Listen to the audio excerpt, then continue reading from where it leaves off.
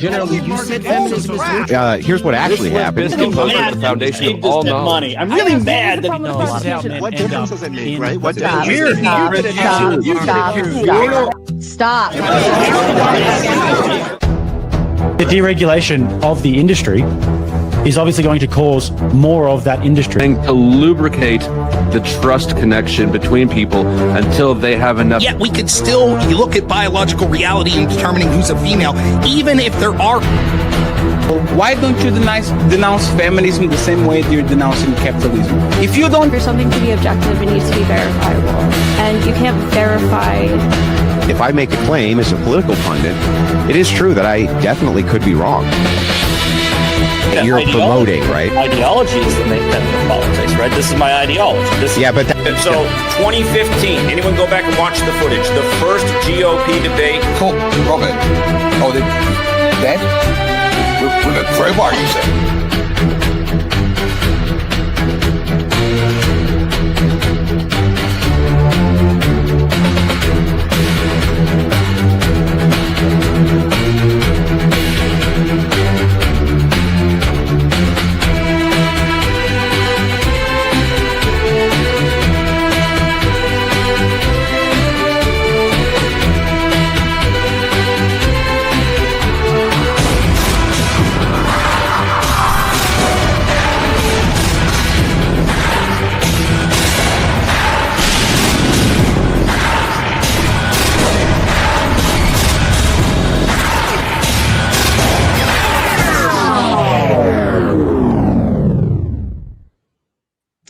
And good evening, ladies and gentlemen. My deepest apologies for the tardiness.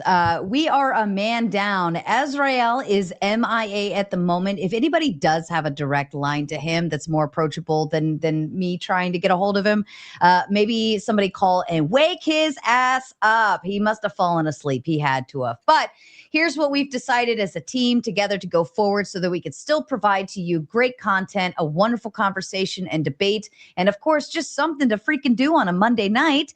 As a team, we decided that Balderson and Occult Priestess are going to go easy on Andrew. Andrew's taking one for the team here. He is soloed out, but they're going to go nice and easy on him. We're going to turn it into more of a seriously Saturday kind of concept. We're going to have a conversation.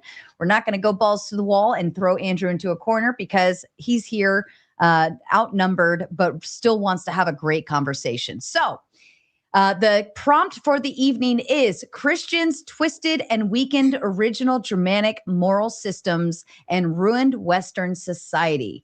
Balderson and Occult Priestess are here with the affirmative position. Andrew is taking on the negative so strongly. Mr. Balderson, if you could give us your opening statement, please. Thank you. Thank you for being here. And thank you, Andrew and Occult Priestess for coming on for this. Not going to say thank you to Azrael. Not here. When normal people discuss Western society, they mean the European people and the places they have expanded to. When they look at the culture surrounding it, most people, especially Christian nationalists, consider that Christian culture and Christian morals. Tonight we will look at that culture and compare it to history. Stupid pen went. Instead, to see where it derived from. When looking at history, Christianity was not when looking at the time period before Christianity was even formalized and the religion was in its infancy, works like Tacitus Germania appear in 98 AD and are based off of much older works. In these, we find descriptions of the Northern European people and their customs. He describes a high trust, closed system. Things like marriage are sacred and infidelity is almost unheard of. To the disapproval of Tacitus, they have honor to an extreme that even at times leads to voluntary slavery, and they still will not abandon it. Honor and family are pillars of that society. This is only furthered when looking at religious works such as the Havamal, the Words of Odin.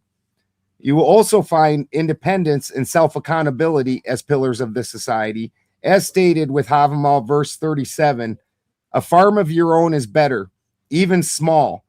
Everyone is someone at home. A man's heart bleeds when he has to beg for food himself at mealtimes.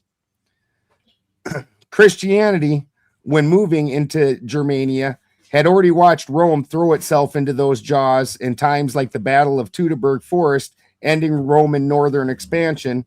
So they used tactics similar to Alexander the Great instead, and folded the local customs and symbolism into the religion.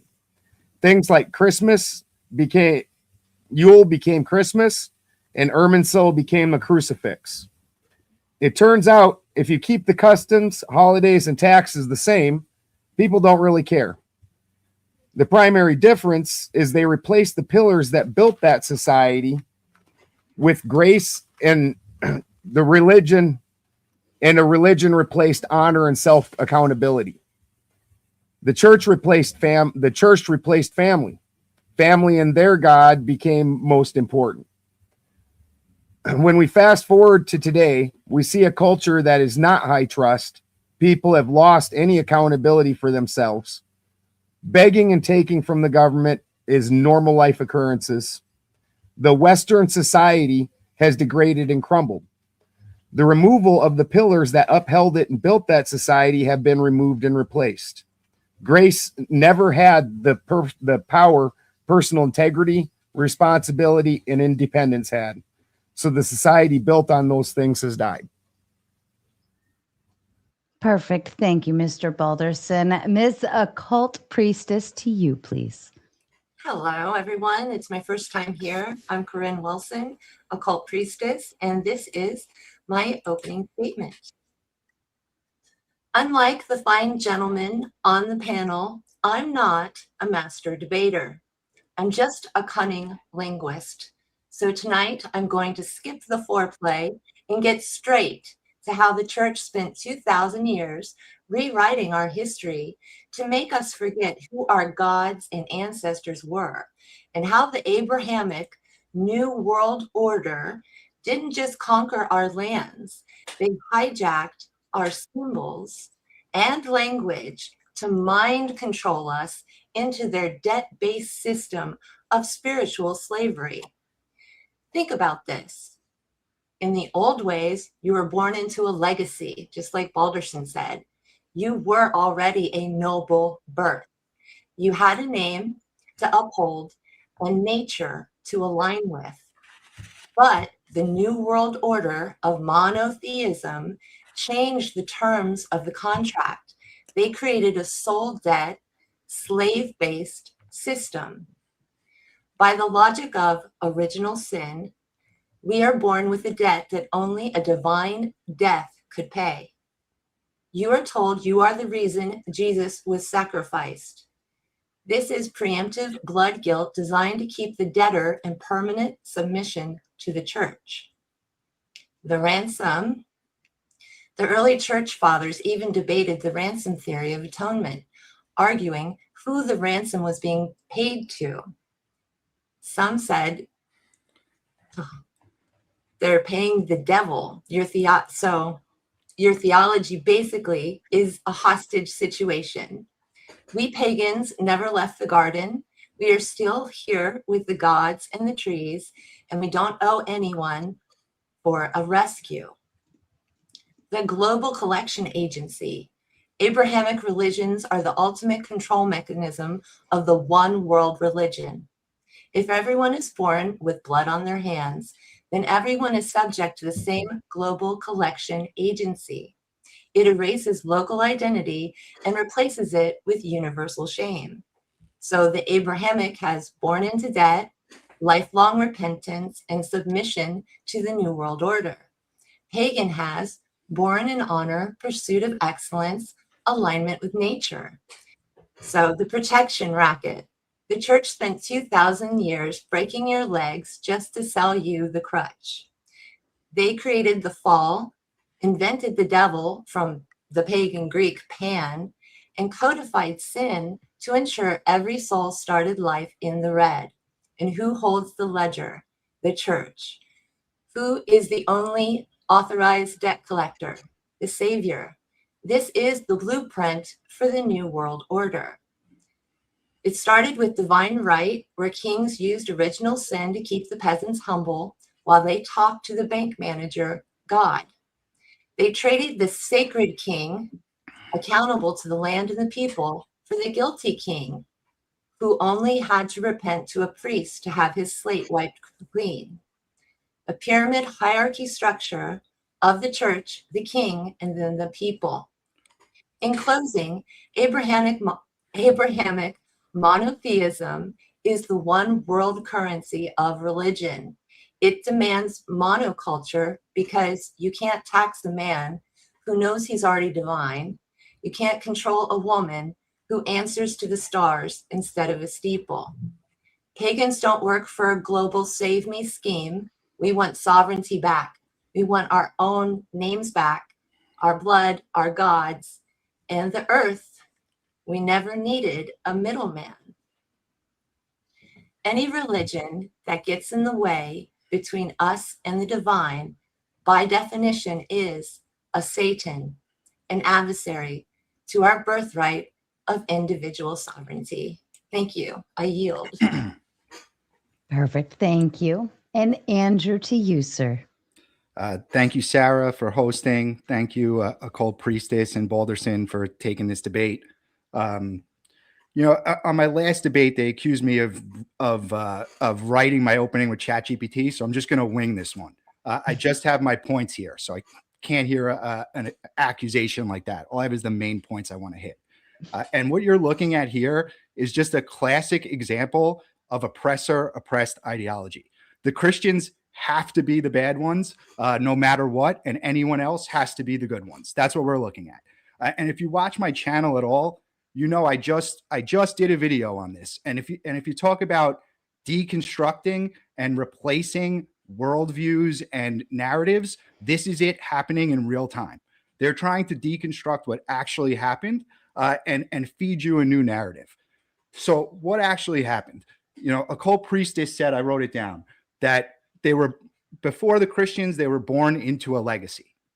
Well, that is the case. The problem is that most of the time what happened when the leader died was warring and bloodshed. There was no clear line of succession. Almost immediately after, tribes started warring. Raiding and pillaging on each other was commonplace. It's the same thing with the Native Americans. They make it seem like the Christians came there and disrupted, just like Occult Priestess is trying to say.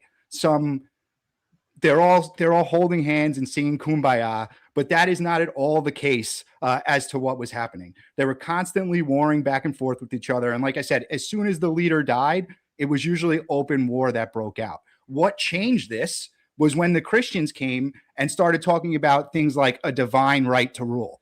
This gave legitimacy to the ruler beyond just strength. Even if you look, there were 70 plus Germanic tribes, that some in the east, some in the west, some went north.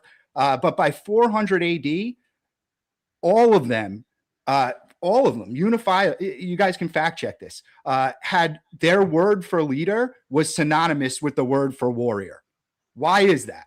Why was that the case? That was the case because the leader was the strongest warrior. So Christians came in and gave this idea of a divine right to rule, ruling by the grace of God, right? And this gave more legitimacy to the ruler for succession. This started to allow for peaceful succession. And then what happened was different tribes started practicing Christianity. They had something in common. They would see each other at worship things that they did. They knew them a little bit better. It created a shared sense of community and stopped the tribes from killing each other, not outright. It took time, but as they grew together and they started to see each other as a sort of brotherhood instead of just a warring tribe. And it's not just that. Monasteries became the center for agriculture, which allowed for investment into industry, which they had never had before.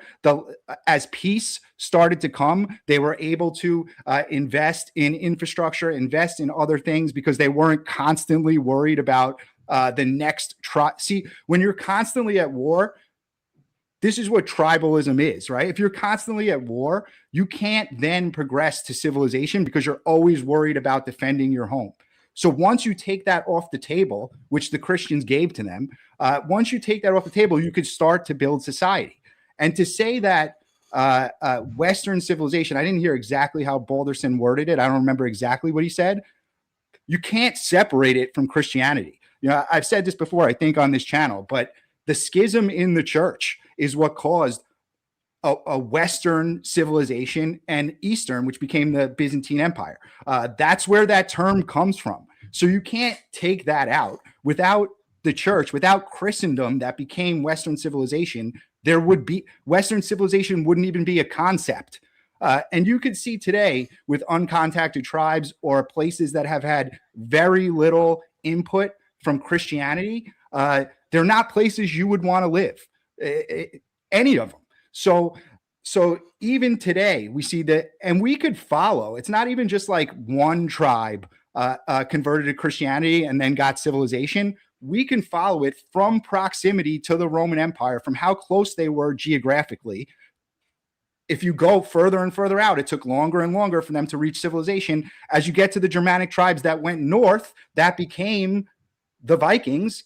The only reason they had time to become Vikings was because they were the furthest away. So some tribes went east, some tribes went west, and some tribes went north. So you could find a direct correlation in the time frame and when they were brought into an actual civilization and not just warring tribes. And you see this in every account of the Vikings. They always have a Christian priest with them. There's a reason for that. And he's, you know, displaying to them the morals and values that tribalism was indistinguishable from, I don't want to call them savages, but it was warring tribes constantly. So again, the only way they were able to separate from that, and I don't know what morals and values they're referring to, because they were practicing things like human sacrifice. Balderson brought up one document that was written in like 98 AD.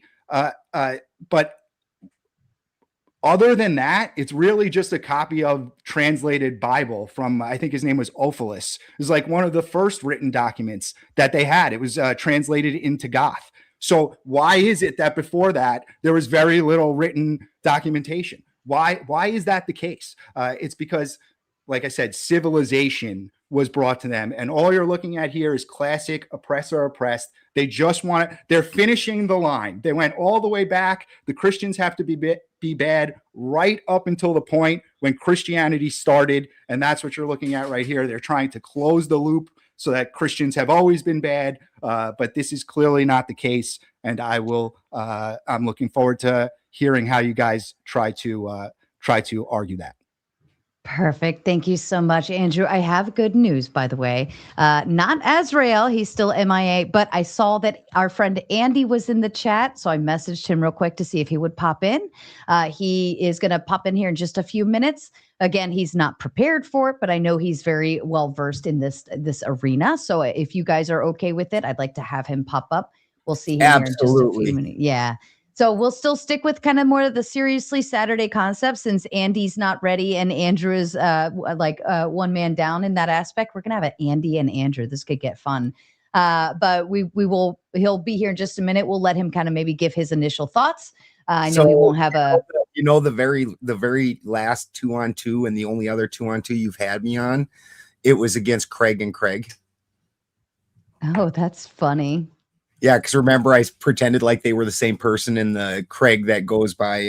Oh, that's right. It was Craig and Craig, and now it's Andrew and Andy. That's fucking hilarious. I like it. So, ladies and gentlemen, I do believe Mr. Balderson, Occult Priestess, and Andrew are all three streaming on their own end. So please, while we're proceeding forward, please feel free to go over, send some likes, subscribes, shares, all of that tidbits, support them as we all do here in Mater Nation. Okay, Andy will be up in just a few minutes, but I'm going to leave the floor open to you. So the one of the first things I'd like to ask is when exactly did Christians not have warring and bloodshed in their history? Well, like when was this peacetime that they had? Currently, I think Christians are the most. You know, we're in war in Iran right now, right? Yeah, it's not a Christian war. This is like that you is, guys are the ones that always say this is a secular nation. You understand that Hegseth has the fucking actual battle cry for the Crusades on his arm and said, "This is a holy war. They're taking back the temple area." It's still Abrahamic war. I didn't say that there was no warring from the Christians. What I said was it allowed them to establish, without having that divine right to rule, they, as soon as, even sometimes before the ruler died, like I said, the word for ruler was warrior. It was important to establish some sort of peaceful succession. I'm not saying Jarl translates to warrior. I'm not that, sure. please. I don't speak. Please do find me that, where Jarl translates to warrior. So you're saying that's incorrect? Yeah, I'm saying that you're probably stating the battle title of an actual army chieftain, where Jarl was the leader of the tribe. I'm not an expert on these languages. I'm not claiming to be. That's what I found in the research. If it's not true, I'll concede it. I won't make a deal out of it. I won't make a deal out of it. That's fine. Yeah, I'll take your word for it. But it seems like it makes sense to me, even if there was a word, if it wasn't the official word for it, that like they understood this concept that the strongest person was the leader. And that's what I'm saying. In order to invest in infrastructure, in order to have a state formed, you have to have some type of common ground with your neighbors. And in this case, it just happened to be Christianity that brought them that. I believe you just made my point for me, is that the Abrahamic religions are the blueprint for the New World Order.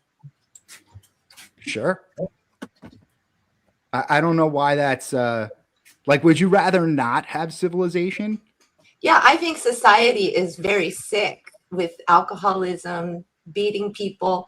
I mean, the way that we're brought up is not healthy at all. And I think if we were closer to the earth, then we would have more of a fighting chance, because we are intuitive. We do have psychic bodies, and that's completely debunked by science and the medical industrial complex today. So we've been taken away from nature, in my opinion. Yeah, I don't think it's the Christians that did that. I mean, I would argue that as we become more secular, it's not really, we're just having this conversation, so it's not really the prompt, but as we become more secular, that's when you see more of this depravity start to happen. If you go back to like the 50s, when we were much more of a unified, homogenous Christian nation, like just look at videos of it. Like the lawns are perfect. Everybody's dressed nice. And like as soon as we started right in the 60s with like this liberal movement, that's when everything started to go downhill. As we moved away from Christianity, I think it's Christianity that built everything up, and then you get liberalism that comes in like a cancer and destroys it. Liberalism can only exist on the back of strong conservatism. That's the only place. You can't have liberalism otherwise, because there's nothing for it to be liberal to. So if you take that same concept, that you can only have liberalism on a strong nation with a strong conservatism first, it shows what actually built it up, and it's not the Christians that destroyed it. But you are talking about two sides of the same coin. You're saying this thing rose, and therefore this counterpart rose to counterpart it. But Sure. if we didn't have either of them, wouldn't we be better off? Yeah, but I don't know what that looks like. We can read Tacitus and see what that looked like, where there was a society that was an extremely high trust society, where theft didn't happen, where marriages were taken very seriously, and it was one man and one woman, where people took care of each other, where money wasn't even really an issue. So greed and theft weren't issues either. These things are all recorded, and it's not just Tacitus. There's actually 4 different authors, and it's fairly universal in the way that it's all recorded. So are you saying that Germanic tribes were not warring with each other? I certainly never said that. I also asked when Christians were not at war, and that just seems to be the way of people. Yeah, but it's much different when it's tribal. Because, like I said, when it's Really? very tribal, Really, that tribal killing of people is different than Christian killing of people. yeah, Please, because it stops please civilization. qualify that. Yeah, because it stops civilization from forming. When you have We had a civilization, man. Hold on, let Andrew at least explain it. What allowed the European countries to form into statehoods, countries, is because of the shared culture that they had. If they were going to do it before that, they would have done it before that. What's actually was happening is the 70 tribes were constantly fighting with each other. Same thing with the Native Americans here, and in an extremely brutal fashion. Not just like fighting on a battlefield. They were brutal. Like I said, human sacrifice was a common practice. This is not a civil. By definition, tribalism is not civilization. That's the definitional difference. So I don't see how bringing these people civilization, bringing them neighbors that they can relate to and be closer to, thus forming states, and then Europe is a bad thing. Like I don't see how you got there. Like, yeah, I'm still waiting for your killing is better than our killing. I'm still waiting for that. Well, for example, I'm not an expert on how the Germanic tribes killed each other. We could dig into it a little bit, but like, if you look at other tribes, tribal warfare, like Native Americans, for example, the Comanche, you do not want a raiding party of Comanche coming after you. Like, I don't know how graphic we can get on this channel, but it was bad for your whole family. I mean, like, they're going to impale you, Balderson, to the floor while they grape all the women, like impaled with a spear to the floor to make you watch. And then they're going to cut your arms and legs off and throw you on the fire while you're still alive and listen to you squeal. So I don't see Christians doing that. And that's you missed the Dark Ages? Moon. That's from an account of the Comanche. That's not like a made up story. That's what they did. So I didn't see Christian. At least they had some type of notion. Like even the not warring after the leader died brought a whole concept of not always seeking revenge and a fair justice system. Justice instead of revenge. This is something that was brought. What's up, brother? Oh, Andy, I remember. This is something that was brought uniquely to them and help them form civilization. So that's what I'm saying. I mean, you missed the Dark Ages and the torturing of every pagan and the outlawing of all their religions and the torture and forced conversion, and then also simultaneously missed the wars that happen most every time a king gets sick and weak. They don't even have to die; they just got to kind of get weak a little bit, and then it's war. And that's human history, and you keep pretending like that's not Christians, and your killing is better than our killing, and that's just absolutely insane. I tell you what, I understand what the Comanches do. Being crucified doesn't sound great to me. It really doesn't. And Christians crucified people a lot, especially pagans. And I want to. Except I want to take sorry, Andrew. I wanted to take the moment to say thank you so much for Andy for jumping on last minute. I know it's kind of a replacement option, right? And I know you're also not prepared with a statement or anything, but I did want to give you a couple minutes if you did want to give like an initial thought of something off the whim or just kind of your stance on the prompt if you want to. Sure. I'll just say I jotted a couple of things down just from the opening, so I have a couple of things to say. I think we need to be careful how we think of Christian morality as just like simply a system of guilt, debt, obedience, submission, things like that. Is that part of it? Sure. But that's part of every system. So I think we have to be careful not to caricature Christianity like that. I think Nietzsche has the phrase soul debt, and I just think that's such a polemical phrase and I don't think he understands what's going on really. Even though I do think he's probably one of the atheists who reads his Bible the most, but I think it treats Christianity as if it were post-Kantian, which funnily enough ties into our debate from Saturday, because I think that Jen might have been doing something similar with this Germanic idealism. And I find this debate really ironic because you're arguing for like a Germanic, almost tribal system of morality. And I'm going to argue what you're arguing against is a Germanic idealized or Germanic idealism version of Christianity, just like Nietzsche was. I don't think you actually have the correct version of Christian morality. So the older Christian vision is not like moralism. It's not a vision of creation. It is a vision of creation, nature, fall, redemption, sacrament, and grace. So morality has a sacramental element to it. So I want to say that first. And then my second point is Christians don't say like before Christ there was no morality. So I want to make that really clear to begin with. I think that there is well, let me say this. It says the opposite in some ways, right? Pagan people could know real moral goods. So I'm going to stick to a natural law reading there. Even if you don't have the indwelling of the Holy Spirit, you can still know moral good. So I want to make a division between moral good and sacramental goods, or the higher goods that we know by grace. And so you can know courage, you can know loyalty, you can know oath keeping, you can know honor. But the biggest difference is how those are ordered and what they're ordered to. It's called their final cause and their formal cause. So I'm gonna argue for that. And I think this is my last point. Because these goods can be ordered, they can also be misordered. So Augustine's famous for arguing in this way, that you can have disordered loves, right? Courage can become brutality.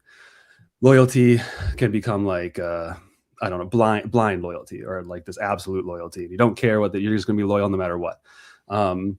And Aristotle has something similar, right? It's the golden mean. If you're so courageous that you're just going to run into every single situation and say, look how courageous I am, that's more like foolhardiness than it is courage.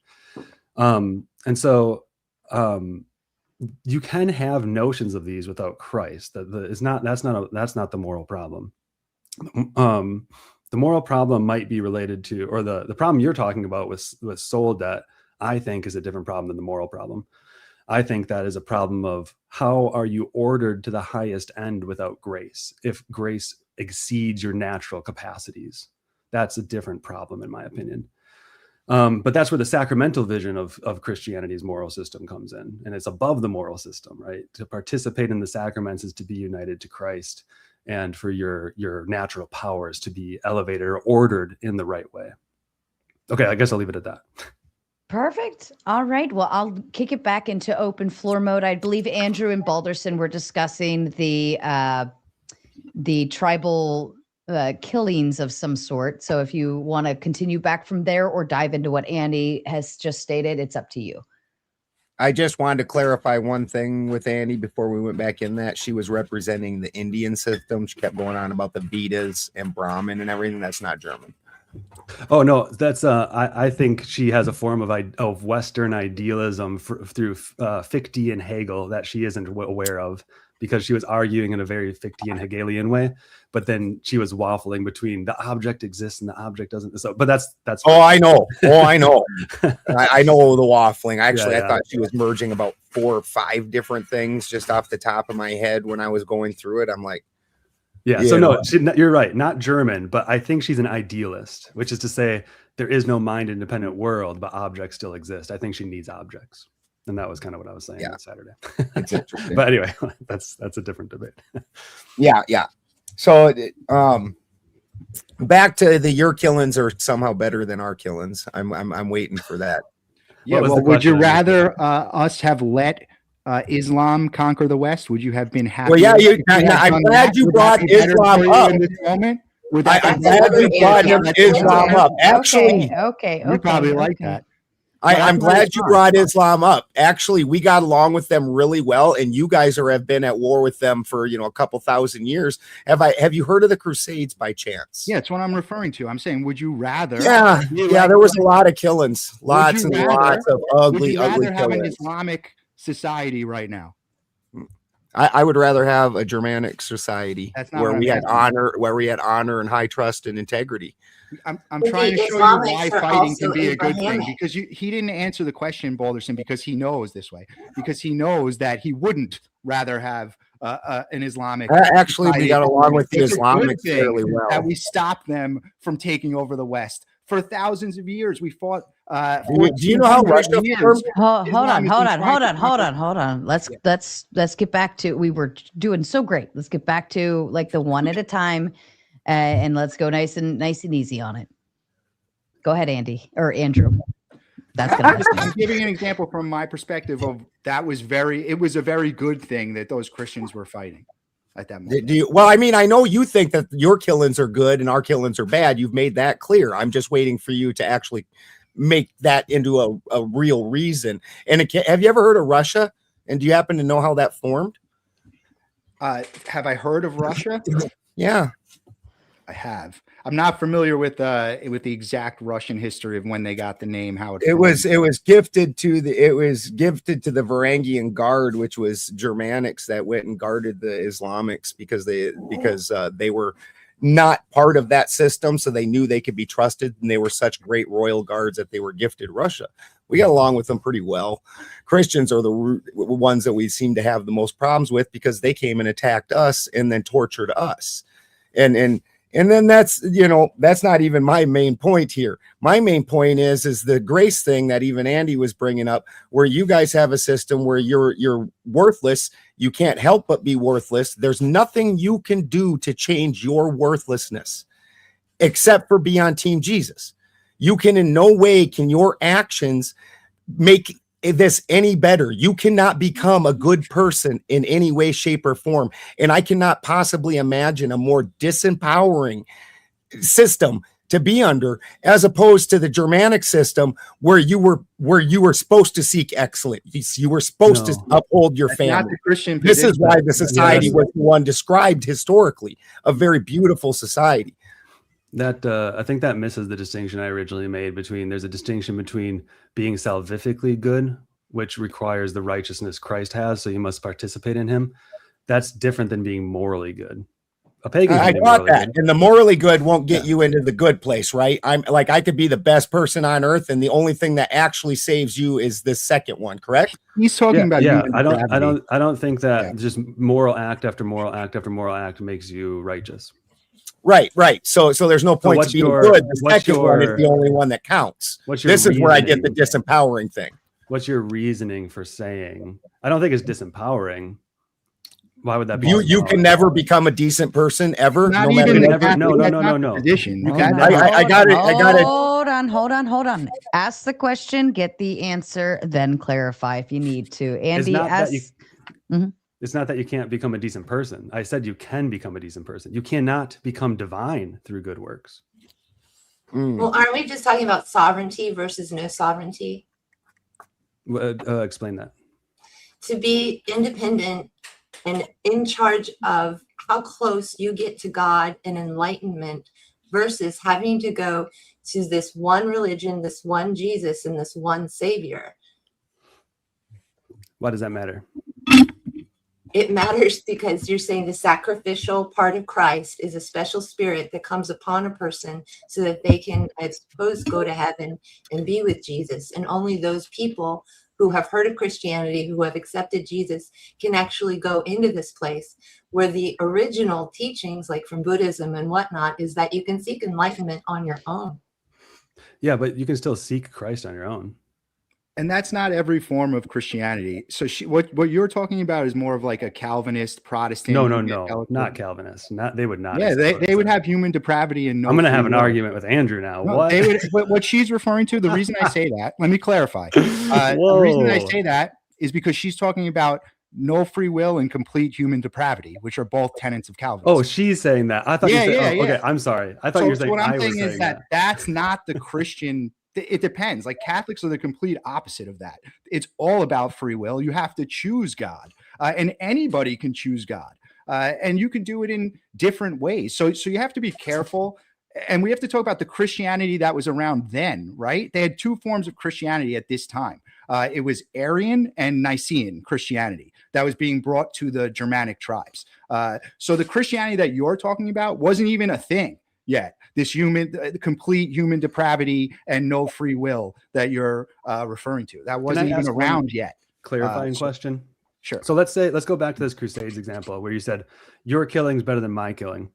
How would the Germanic system, or the system you're arguing for, say whether a killing is good or bad? There isn't something in there. Well, the culture itself would decide, but we actually don't have that much for anti-killings. It's just part of life, and it's part of you guys' life too, is my point, that you guys do it. And so I'm not saying our killings are better than your killings. I don't say that. He's the one that's saying his killings are better than our killings. And so killings are just killings. And I feel like that things that are being killed, they just kind of feel that way. They're like, oh, I was killed by a Christian. Yay, this was a good killing today. Like, I just, don't think that's not my point. That's a straw man of what I was saying. What I was saying is that slowly over time, the killings became less frequent among the succession of the leaders in the Germanic tribes as the Christians took over, because they gave them this idea of divine right to rule, which helped in succession of leaders. That's what I was saying. So the killings actually and the intertribal warfare became less frequent as they grew, as they had something in common with their neighbors, which was a shared faith. They started to see them not as a warring tribe, but as brothers in faith. That was a good thing that allowed them to start to form communities that eventually became statehoods, eventually became countries. So without that, that's what I'm saying. I'm not saying that there was no killing. I'm saying that you can see a drastic drop in it. I would really like you to see you prove that. In any way. Look at the succession of Germanic leaders after Christianity. You'll see it. Well, because that's what he's using as his killings are better, and so it was okay that they did killings because they got what they wanted. And we haven't seen a drop in the it wasn't a drop. I'm not sure if he missed the entirety of history, but there wasn't. It became, instead of warring tribes, it became warring countries, and it still just went on and on and on. Okay, that's what people do. That's not a difference in either culture. It wasn't going on anymore. It got us to that point. Like, no, it didn't. Modernity. Yes, it did. Dude, do you know that the United States has been at war like 200 anymore? Hold on, you're both talking over each other, and every time that the two of you do this, I literally can't hear either of you. So be mindful. All right, I think Andrew, you were saying something. I think. Yeah, they're not killing each other anymore. The Franks aren't killing the Goths, like the Germans aren't fighting the French at the moment. It did slow down, and we're never going to have complete peace. But I'm saying it drastically slowed down from Western civilization, and then investment in infrastructure, investment in agriculture, investment in your neighbors, not just your own tribe. This stuff did make violence go down drastically to the point where, I mean, like I said, it's not going on now. So at some point it stopped. What do you think the cause is then, Balderson, if not this? I think it's just human. It's just humans. We just go to war with each other. It's what we do. We fight. But why did it stop? It didn't. Well, mostly that it stopped for the majority of people because of we're at a law situation. So that's really. And how did we get those laws and system of governance? Who brought that? That was secular. That wasn't really any religion. Just get Andy. You could take it if you want. Oh, I was gonna say, just so I know how you're arguing, my debate partner Andrew. Do you believe in natural law? I believe that there's. Are you Orthodox? I'm not, sir. I'm Roman Catholic. Okay, then you do. Okay, most likely you do. Yeah, sure. Okay, yeah. So this will be easy then. This is an easy answer. When I asked how you judge whether your killings are good or bad, you said we don't really have a reference point, but that's the whole point. You don't have anything outside of your system, or you don't have a system in which you can judge a killing to be good or bad. But that's a huge weakness. I would want to say, if I go out and do crusades and kill someone, that could be bad, sure. And I'm willing to admit Christians do bad things. But I also want to say, if I'm defending my child and kill someone, that's a good. And that could be judged within the ethical system of Christianity as a good. So what is your ethical system that allows you to say this killing's good, this killing's bad? There's definitely recognition between you killed to defend yourself and you just went off and killed one of your neighbors. And yeah, but what allows for that? It's just not a religious thing for us. So there's definitely customs around it. This is why, and so the punishment for killings. This is very famous in the Vinland saga. Eric the Red did some killings, got kicked out of a village, had to go move to another one. He did some killings. He had to go move. Then he had to go move his ass clear to Iceland because people didn't want him killing other people. Great. It wasn't. Great. It That's wasn't a great year was example. That's a great example. And that was about 1,000. That and actually he was Christian. So like, I was just curious. I'm trying to follow the timeline. Thank you. Yeah. Well, you kept jumping to about 1,000, where I'm talking about like around the birth of Christ time when I'm talking with Tacitus. You're jumping forward, and actually the Viking era is primarily Christianized. By 900, all the leaders of the northern countries were Christianized, and so the Viking era, where you're gonna make us look the nastiest, it's almost entirely Christian. Well, that's why I was saying you could follow geographically. Like the first ones, I think were the Eastern tribes to convert. They were the closest. Yeah, the ones bumping up against Rome, the Cheruskis and shit like that. So that's what I'm saying. And you could follow civilization forming in these areas. So like, are you going to say that was like, was it a net positive to them or was it a net loss? That's what we're looking at. Right. And it was definitely not a net loss to them.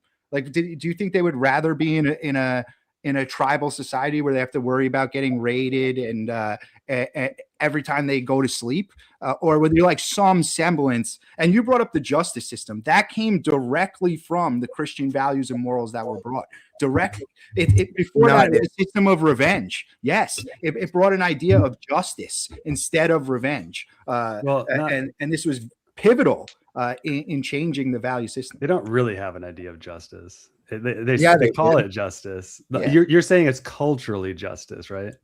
Me? Yeah. No. Balderson. Yeah. Of course they had a fairly robust legal system. So like your legal system's fine, that's fine, right? But the legal system is what defines. And then actually the founding of the country, it was more set up like the Germanic system than it ever was the fucking Greek system.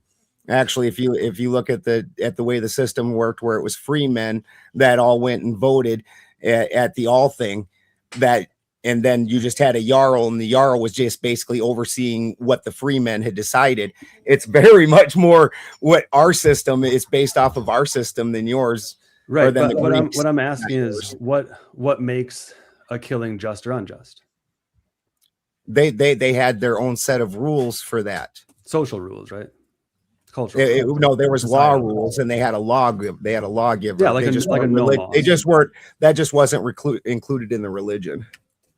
Yeah, right. So the highest you can get for justice is at the level of what that society decides, what the law decides. That's where we are all the time, right? I don't think so. Really? I think our system is founded on something that John Locke espouses from a much earlier Christian tradition, which is justice is not created at the level of, this is like Thomas Hobbes would say, for example, in his political philosophy, he'd say the Leviathan creates the laws. When you create government, then you get justice. Justice does not exist before the Leviathan. That sounds like what you're saying. And then I would argue justice exists, and that I'm just saying that they had a system, and you're acting like they didn't. And we have a system today that decides whether it's good or bad. No, I'm saying they have a system, but the system does not go beyond the created system that man created. I don't understand what you mean by saying that. So my question is, at what level is justice created? Like, when do you have a just society? It's going to depend. That's going to be depending on what the society decides. Right. That's exactly what I'm saying. So justice is created at the societal level. Yes. Yeah. And so Christians would say, I think a benefit of Christianity, and you can argue this with me if you want, is that justice is not created. Our laws try to guard the things that justice already provides for us. So our laws are derived from a higher law. And I think that's a benefit, because then we have internal ways to check our actions and check what people do, rather than saying we're arbitrarily going to decide this guy can kill. That's fine. Well, can I jump in here with your higher law and divine rights? Yeah. Okay, great. I'd love to unpack where the divine right of kings came from, because it does sound like people just decided one day. And who did they make the kings? You can see that there's a succession that most of them were interrelated And this succession came down all the way to today through the Rockefellers and beyond, because most of our celebrities and uber rich people are related. And I believe that all started under the divine right of kings, which, as far as I know, I do not know the hard facts, was made up by someone to control the people in the New World Order. Yeah, I don't think Catholics The old would always world do like a order. divine right of kings, though, and Lutherans certainly wouldn't. So I don't think that's not our position. That's not your position, is it, Andrew? No, I think what she's referring to is probably what I was talking about the succession, where it stopped just killing once one leader died. I'm referring to the Germanic tribes, and it gave that Christianity of the time gave them this idea of a divine right to rule, which added to a peaceful succession, which allowed them to focus on other things and start to build society. Let me just, can I add one thing to that story? Sure. It's not like an Egyptian sort of like the ruler is divine, right? That's not what we're saying. We're saying the law is connected to the divine. It's something similar to what Socrates said. When Socrates says at his trial before he dies, he says, I will follow the higher law, not the law of Athens, right? That's what Christians hold to. It goes way past Socrates even, right? It goes all the way back to like the Pentateuch. Right. The higher law comes from within, with your heart. Oh, that's Germanic idealism. Oh, yeah, but that wasn't working because they were just killing each other to take power. That's the point. Is this gave a uniform morality. As Christians kill each other and us to take power. You're all talking. Yeah, this did stop killing from taking power. Not all at once, not immediately, but it made the transition happen peacefully more often, which, like I said, allowed for investments in other things like infrastructure, agriculture, community. All these things happened because the warring slowed down and stopped. Because not every time a leader got sick did they know it was about to be a bloodbath. And what Andy's referring to is having your morals rooted in God instead of just the will of the people. Because what if Balderson, like, yeah, we have our group here and we want to come up with the laws, but you say you want one law to be something, and I'm like, fuck you, I want it to be something else. Like, at least there's a uniform morality. At least there's some code. Because like Occult Priestess said, you can feel what's in your heart. That's great. But if everybody else feels something different, then what happens? Democracy, I believe, is what they call that. It's not what happened. That's not what happened. It's not. That's not how democracy works. One person agrees, the other person disagrees, and then we talk about it. In tribalism, no. Tribal. Oh, remember that whole thing where I said the free men got together and voted? I understand you keep making these giant straw men, and then also using our killings are better than your killings, and killings slow down. Let me introduce you to the United States, which has been at war for 220 out of its 250 years. Let me introduce you to that. When exactly did the killings stop? Some killings are better than when exactly? How many countries have we been at war with in the last 5 years? Is that like 7, 8, 9 bombings? Just for clarification, bombing back to the Stone Age. Wait, we got to clarify this because I think you conceded this already. That if you kill, to protect your family and your kids, that's a good thing. Thus. When's the last time the United States was invaded? Oh, hold on. Let him finish explaining, Ben. Go ahead, Andrew. See that or not, that therefore some killings are better than other killings. When's the last time the United States was invaded? But just for clarification. That is defending your family. That's what I'm trying to get to where you're going here. You're saying defend. When's the last time the United States was invaded? Yeah, but this can happen on a personal level. But our killings are good killings. Our killings are good killings. You're with your family and you get into a violent altercation. It doesn't have to be on a nationwide level. This does happen. Yeah, I know. Now we blow up whole countries instead of just a couple tribes killing each other. It's you're deflecting much better. The point. You're deflecting to something else. What I'm saying is that this was already conceded, so you can't use it as a point against me. There are some killings that are better than other killings. Yeah, you haven't made your killings better. That's what I'm waiting for, is you to make your killings better, that you keep touting how we killed, but your killings are somehow better. I'm saying they became less frequent. That have never better. They've never stopped. Frequent. Do you know how many countries we're at war with right now, bro? Right, but it's hilarious. Do you worry that your house is going to get broken into at night and shot up full of arrows while you're sleeping? Do you still worry about that? Like, no, because there's no more tribalism. That's what I'm talking about. You would be worried about those things if we were still in a tribal society. So it's slowed down. We didn't. I'm not. This isn't Cowboys and Indians. I mean, now you're skipping to like the Germanic people also were raiding each other's villages. So did the Christians. Do you know why the first council in Nicaea was called? Because the Christians were killing the fuck out of each other, and that wasn't until like 300 and something. Yeah, it's like I said, the Christians did have killing, but it was down and killing. stopped under Christianity. Same thing as the slavery argument. Like, yeah, there was slavery in the beginning, but Christians are the ones that stopped it. They get no credit for it. And this is all that oppressor ideology. You haven't read about the Germanic slavery? Everybody else has to be good. Even if they're doing human sacrifice and killing each other, they have to be good. The Christians have to be good. Yeah? And that's Tell what me you're about looking that at. human sacrifice. So how much Hollywood did you watch to prepare for this, bro? Tell me about this human sacrifice in tribalism. Yeah, go ahead and read the Poetic Eddas. Go ahead and read the Havamal. Read any of them and tell me about the human sacrifice. Let's stay within the realm of controlled conversation because you guys still keep going over each other, and it's just not coming through on the headset. So please be mindful.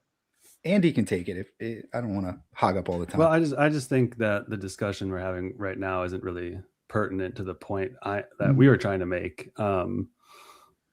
Christians can do bad things, certainly. That's not that I would never argue that they couldn't, and I would never argue that let's say all the circumstances are the same, and one person's a Christian, one person's a pagan. That the Christian who murdered that man is better than the pagan in some way in that act. That they're both equally evil.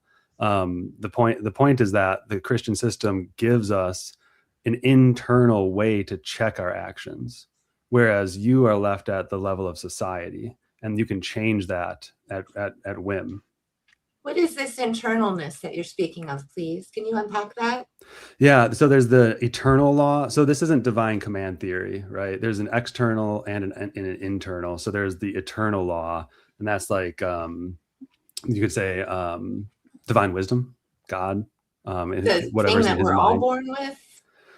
The thing that we're all connected to, morality, is sort of the root of so that all men have this naturally, right? There's a natural law, and we participate in agree.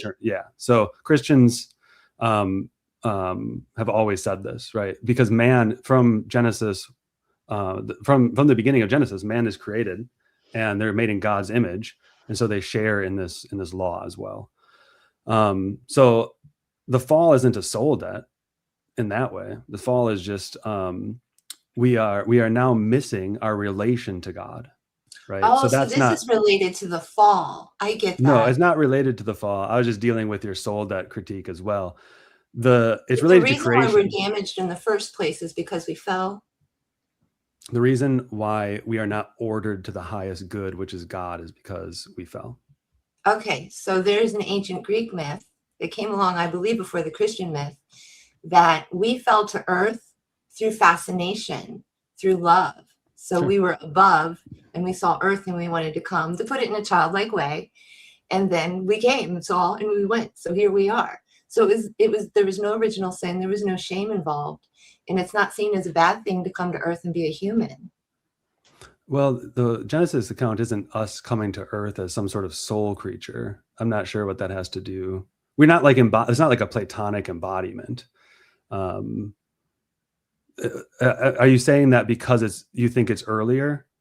I don't know the story. That the Greek myth is before the Christian myth. Okay, but wouldn't that just point to the idea that we all have this truth that there is this eternal moral system that you guys are denying?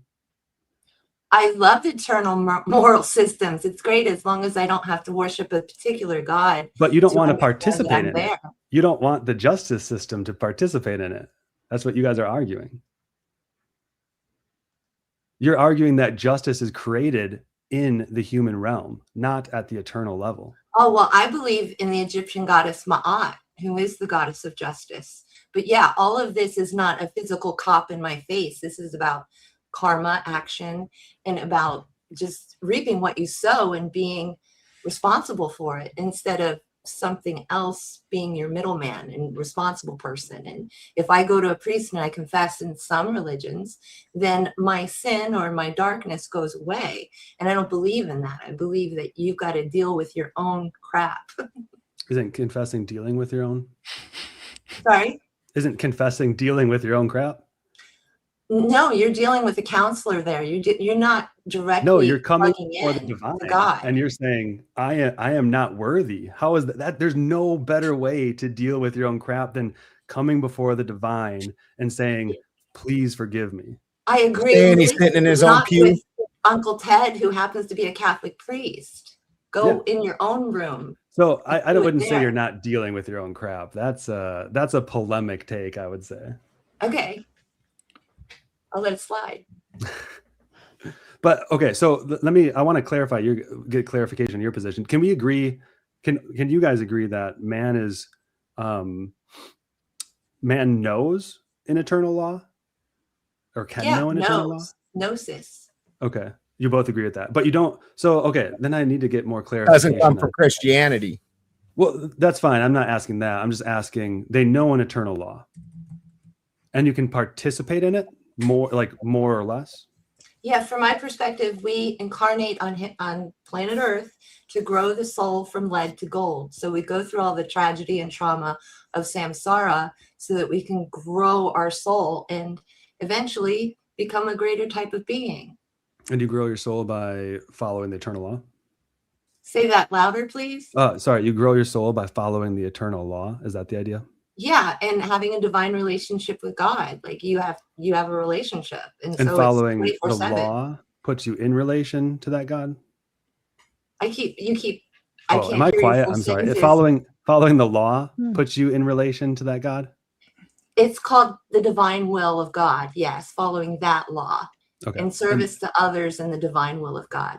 Okay. And that's what makes I'm just trying to get this straight. That's what makes you good. That is the process of becoming good. It's the practice of being good. Okay. So that's interesting because you were earlier criticizing us for having the idea that we go before the divine to be good. So that's kind of interesting. No, I love that. It's that you have to have a man in the room with you to sanctify it. Well, what? The confessioner. You can confess, sure. Yeah, you can confess to a confessioner. Mostly you have someone else you're confessing to. You're not doing it alone in your own sacred space. You can confess alone in prayer. Why couldn't you do that? Well, I hope people do.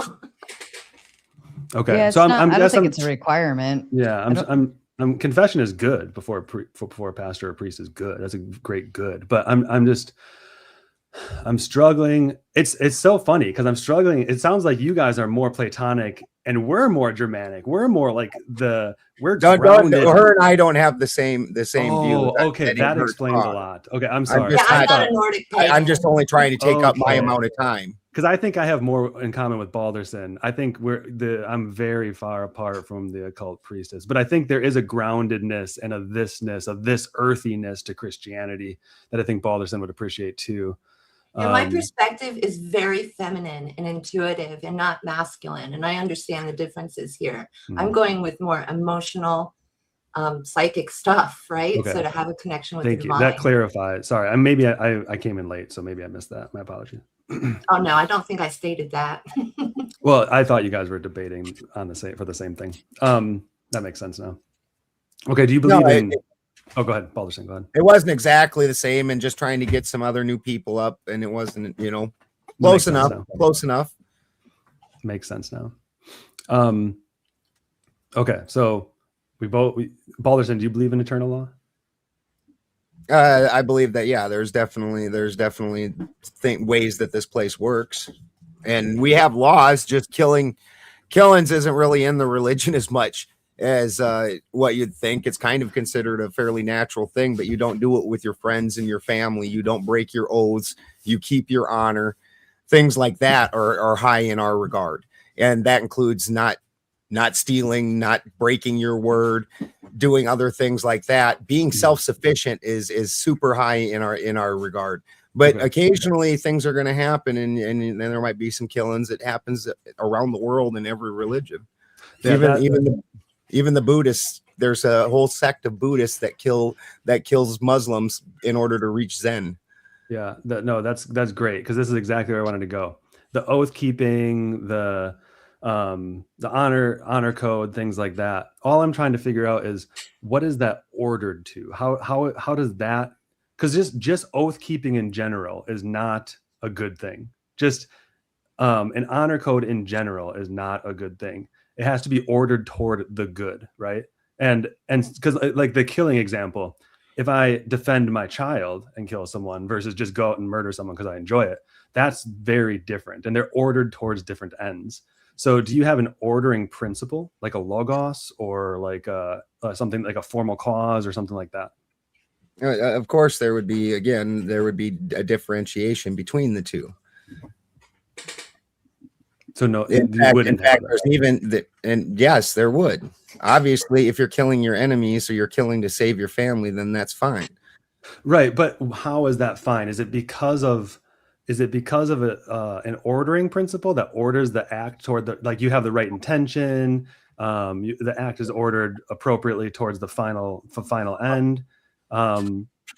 Like, there would be a difference. You might call it still bad. There would be a difference if I stole food for the end of feeding my starving family versus if I stole food because I just wanted to throw it away to the pigs or something like that, right? Well, I would say so, yes. Okay, so that's what I mean. What I imagine the person that you stole the food from wouldn't really give a shit, would they? But so, like, your system seems to me like it's ordered toward whatever justice system, whatever the good that justice system calls good. Is that unfair?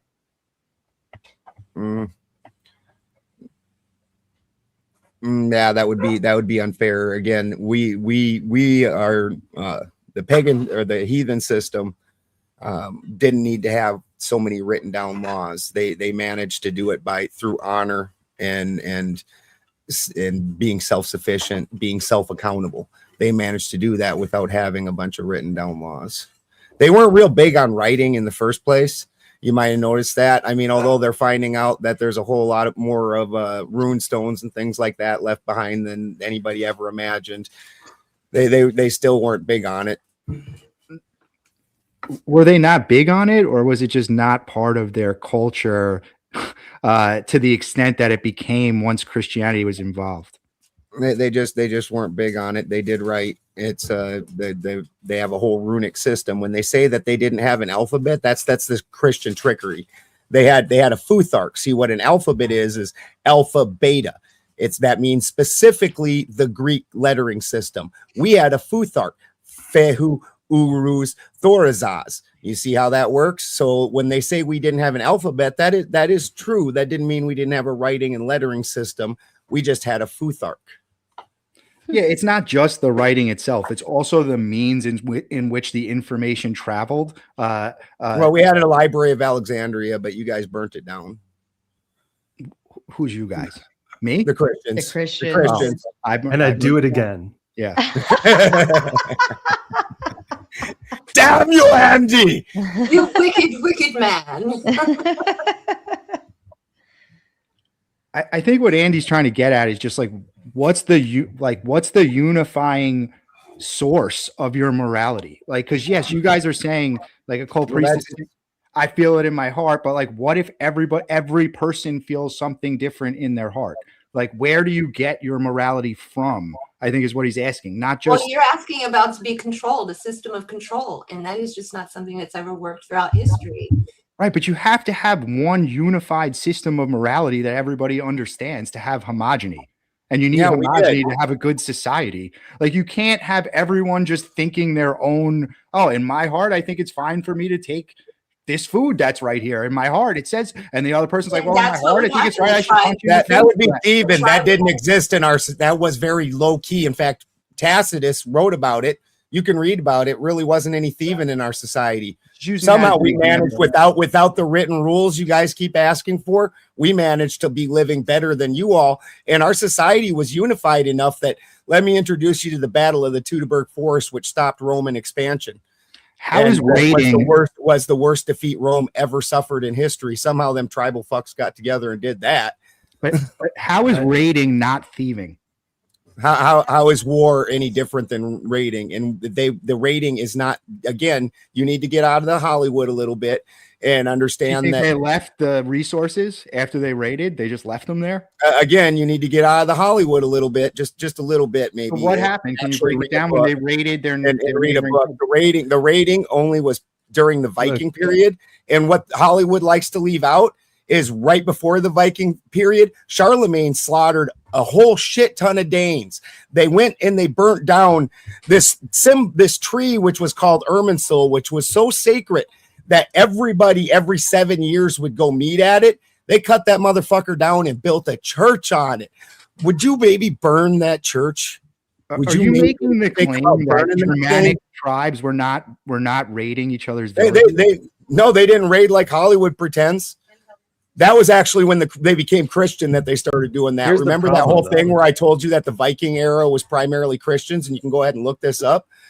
By like 900 AD, every leader of Germania was except for Iceland. Iceland was the last bastion where we all kind of just kept moving further and further north to get away from you fuckers. The problem is still like you can, even if the Germanic system provides less like less war, less strife, whatever. It seems it carries a great cost because it's like, what is the structure that allows for that? We all said that we agree in eternal law. So the Christian can easily say it's the eternal law put into man that structures, that allows anybody to have more morality, right? Oh, we don't get that though. No, that's what I'm saying. You have not provided like a system that allows us outside of the eternal law, right? This is why I argue for natural law.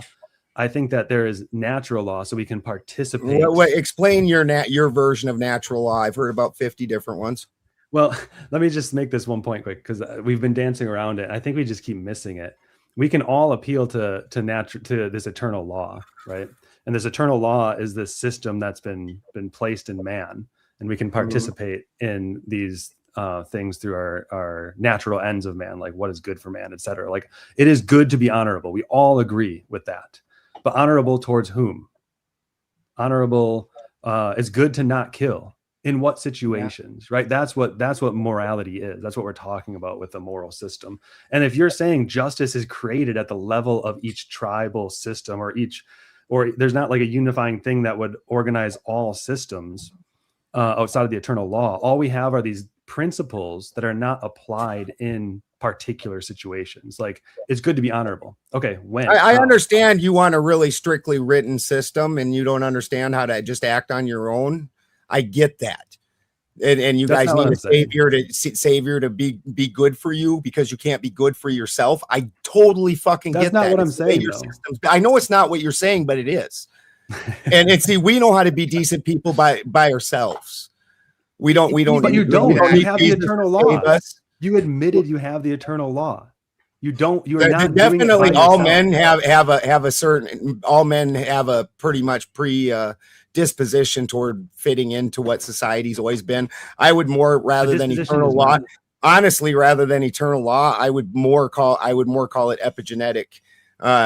Passing things on epigenetically, that your people before you lived a certain way and their people before them lived a certain way, and all that shit's written right into your salts, and you're living it every day. That's why so many things that you knew it right when you were born. So you rebellion.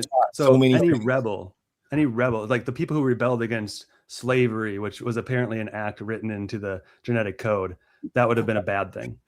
The people that rebelled against it. Mm-hmm. Well, I suppose to the slave masters it was. To the whole culture, it would have been evil. It depends on which slavery you're talking about. Germanic slavery was very different from Christian slavery.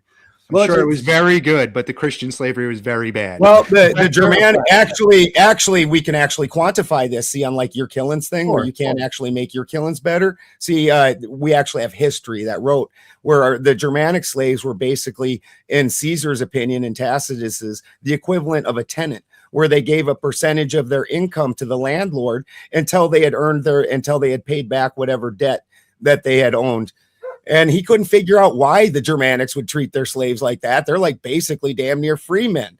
And so, yeah, I suppose it depends on which version of slavery you're talking about. I Yeah. mean, you can go ahead and look this up or listen to Germania. Sure. You know, it's all only Christians like did was end slavery. That's all they did. I think this is a lethal admission, what you're saying to the whole debate, because I can simply argue, if you want to give up eternal law, I can simply argue that Christianity did not encounter moral chaos. They encountered the eternal, they encountered honor keeping, or they encountered an honor code, the law of compensation, law of vengeance, whatever you want to say it, right? These particular laws ordered to the wrong ends, ordered to a lower system of justice, ordered toward like arbitrary justice systems.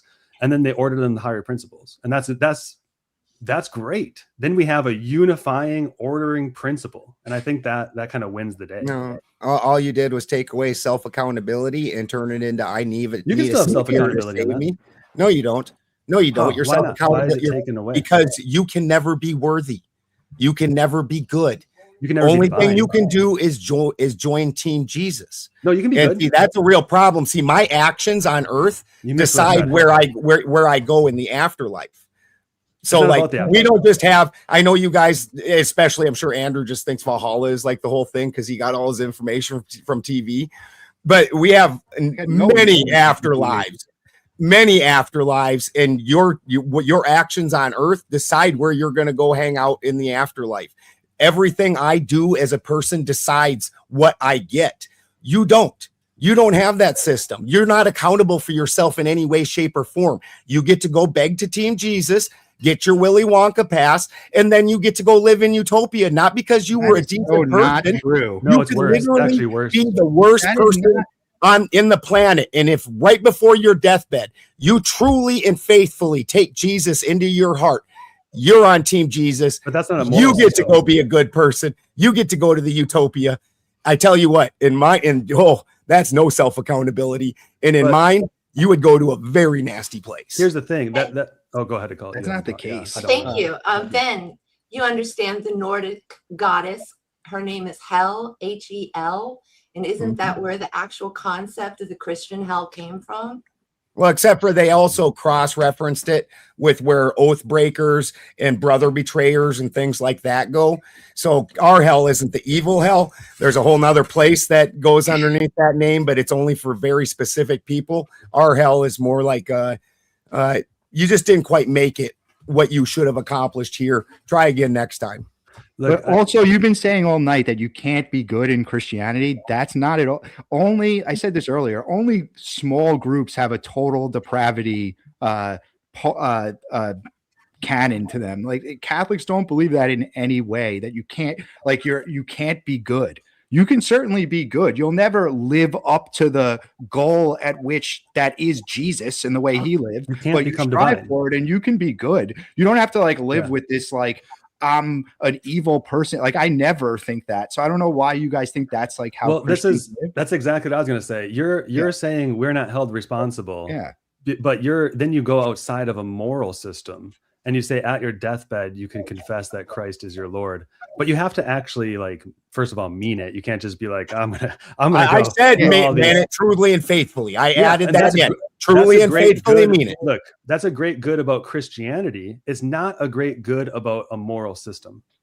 If your moral system allows you to do all these goods and not mean any of them, you don't even have intention as an internal orienting principle, right? You could just like say, oh, and this is why I say you guys are critiquing Germanic. Again, you're the only one with an internal system you were born with. I like that. I asked part you when guys say that. so many times if you had an order. We just said we don't write them down. They're in there.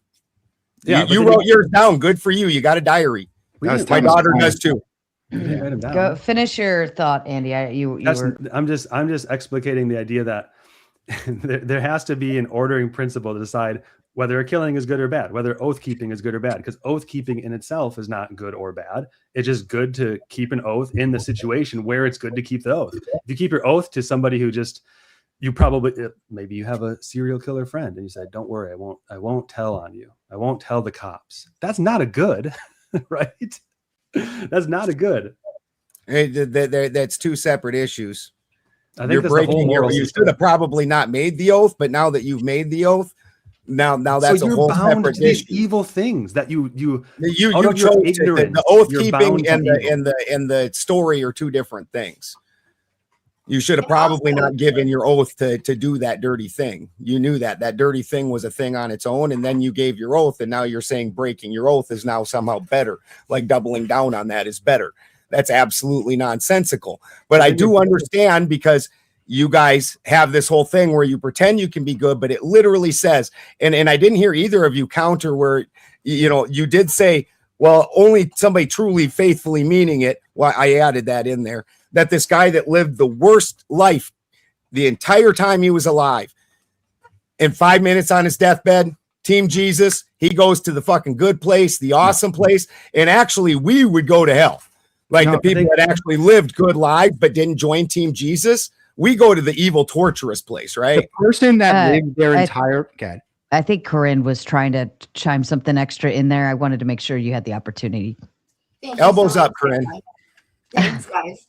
So about Jesus and never being able to live up to who he was, didn't he say, you can do these miracles, you can do these things and more? I thought that it was the apostles that got lazy and just started preaching instead of actually trying to be like Jesus. Can you clarify that point a little bit? You were saying that one of you were saying that in the end, you'll never be as good as Jesus, because that's just the way it is, because you're just a human and he was perfect from the divine. Where I believe the older cultures were saying we're all perfect from the divine and we all have the chance to become perfected. And Jesus told you in the Bible, you can do these things, these miracles, and more. So I think that was Jesus's challenge to the 12 and to everyone else. Don't just preach me, be me. I would say the being him is not like a Mormon sense. First of all, we have different sort of ways we participate in the divine in Christianity, and that participatory act is a gift from God. So you had said you have this idea that people are the perfected, but they can become perfected. I think that's a bit contradictory. I think led to gold. No, I'm saying we are not perfected. We come that's to the earth. Christian sense. We're not perfected. We become perfected through growth. Yeah, we're not neither. Yeah, same with us. Same with Christians.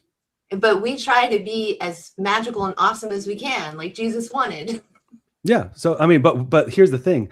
You have to do that under your own natural abilities. That's what Balderson keeps pointing out. And he thinks that gives you more responsibility somehow. And I think we have our natural powers, but like I said, natural law allows us to participate in the divine in some way. And so we can see this eternal law and we participated in it through the natural means. But we're not saying it's like our moral system, right? I think there are two things being confused: the moral system and grace. Grace is not a moral system. And I think this is why I said in the beginning, I think you're going to fall into like a moralistic German idealism. And that's not what Christianity is. It's not, and I don't think there's anything wrong with that from a moral perspective. Why would that? Go ahead. Sorry. Yeah, go ahead. I was going to hand it to Andrew, but I wanted, if you had a last thought on that, because I know he wanted to chime in on that too. Well, I just wanted to say to Balderson, you keep bringing up this example of the guy who lives this completely depraved life, and 5 minutes before he like says some magic prayer and gets into heaven, like that would never happen. So you could see the effects of living. It's not just heaven and hell. Like you're saying, we stole this concept of hell from another. You can literally play it out here on earth. If you continuously make deprived decisions, you're going to end up in a really bad place. Jail, dead, something like that. Try it. Not really. You get what I'm saying. You can watch someone else that's done it. If you continuously make good decisions, like spending time with your family and doing all the things that you're supposed to do in the Bible, specifically even Old Testament mitzvahs are for that reason. That's what Shabbat is for, right? If you do it, you're going to have a better time here. You're going to have you're going to have a better relationship with your family here if you turn off all your electronics and stay with them on Saturday. It's just a fact. You're going to have a closer relationship. So in the same aspect, Balderson, if you spend your entire life doing evil things, there's no way you come to that realization 5 minutes before you die. It was always just a plan that you were going to use it like your heart would never be true to that. If you lived your entire life as the most evil, it would never happen. Those two things are contradictory. But it's not possible. It's not possible. No. It's because Jesus the Christian way does not leave that door open. I think and then also I got where you went with the Jewish, where they actually had to earn their way into heaven, and so now you are earning your way, because that's a very different system than I'm aware of. It depends what Christianity you're talking about. We always miss the mark. Again, more of a Calvinist position would be like, no, you can never have any effect on your, like, grace is fully given. Your works have nothing to do with it. Catholics have a different position on it.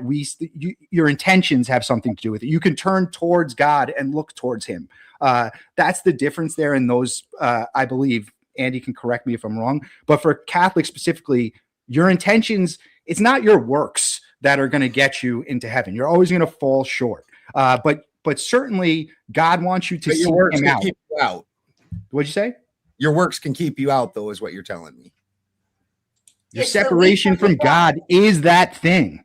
So you're talking about a concept, like your separation from God that you create here is the thing. Like it's what puts you in hell. I think Christianity has a huge advantage here. Christian moral systems, although they're tied to the idea that there's an eternal law that structures our justice system, we can say, let's go for the common good without making it a religious aspect, right? Like we can say, let's all as a society decide what the common good is. It doesn't save you. Aren't you just criticizing us for that? No, because you have it either necessarily tied to the eternal law because you don't have an internal ordering structure, and you just said, so your point is you do good work. That's hilarious that I don't have an internal ordering structure. The things that you guys just like throw out. No, I said we didn't write no shit down like that. You wrote some shit down. Right. I'm just waiting. It still came from inside. We didn't write it down. You wrote it down. You know, your killings are better than our killings. We get it. Like, no, that's not what I'm saying. Apparently, make this point. You can earn your way out of heaven, but not into heaven. Go ahead and finish your thought, Andy. Yeah. So the different point is, now I'm blanking on it. You said you can get to what is your in the library? What is your heaven? We don't. You can get to whatever your. We don't have a heaven like you do. We have numerous, like I explained. We have many. That's fine. Different But the point like is, for me, it would probably be Folkvanger, because Folkvanger is where the farm folk go, and you can get there through good works. I can get there through being a farmer and living through honor, keeping my word with my brothers, protecting my family. Something that Christians give up, because your family is the family of God, which is more important, not your blood family. Okay, I'm going to just ignore that. I just want to make this one point. An occult priestess, you think you can get to the afterlife through good works? Mm-hmm. I believe we're growing the soul. So you have to incarnate who knows how many times before you become enlightened, and then you never have to come back to this planet again. And you think that the justice system should reflect the good works of those afterlives, like in their particular laws. You were talking about man's law as a justice system, question mark? Yeah. Let's say that. Well, I guess I'm just an ultimate rebel. I don't believe in man's law at all. So you want anarchy in like a governmental system? I probably want utopia, which is not about collectivism or controlling others. It ends up being about collectivism. I'm gonna keep that to the side though. But so you don't even have like a moral system that can be put into man-made justice systems, right? Because there's no ordering principle. Because you're putting a man in charge of your morals. But okay, no, my point is you guys are criticizing us because I'm saying we want to separate grace and salvation from the good works you do. And you're saying that keeps you less accountable. I think it keeps you more accountable. That's where our problem is the thing. That's where the crux of this whole argument is. Yes. You get to be a good person no matter what you did here, because you believe you're on Team Jesus. And we earn our way. And see, the problem with that is when you're giving something for free and you don't have to earn it, then guess what? No. Guess what the human nature is? Let me tell you about little kids that you just give them whatever and they don't earn things. How do they usually turn out? Kind of like our society we see around us. But do you see how you've condensed our position into your position? No, I didn't condense my You position. condensed what we call grace into morality. Right? You understand that this is the crux of the argument. That Yeah, your so you entire should deal with system that our depends on position. whether you're a good person and you get to the good place in the afterlife only depends on the free pass from Team Jesus. We have to earn it. That's what I'm saying has degraded society. You took away your accountability because you don't actually earn your place in the afterlife. I do. What I do here reflects in the afterlife. If I'm a dick here, I'm screwed. All of our laws should be directly related to how you get to the afterlife.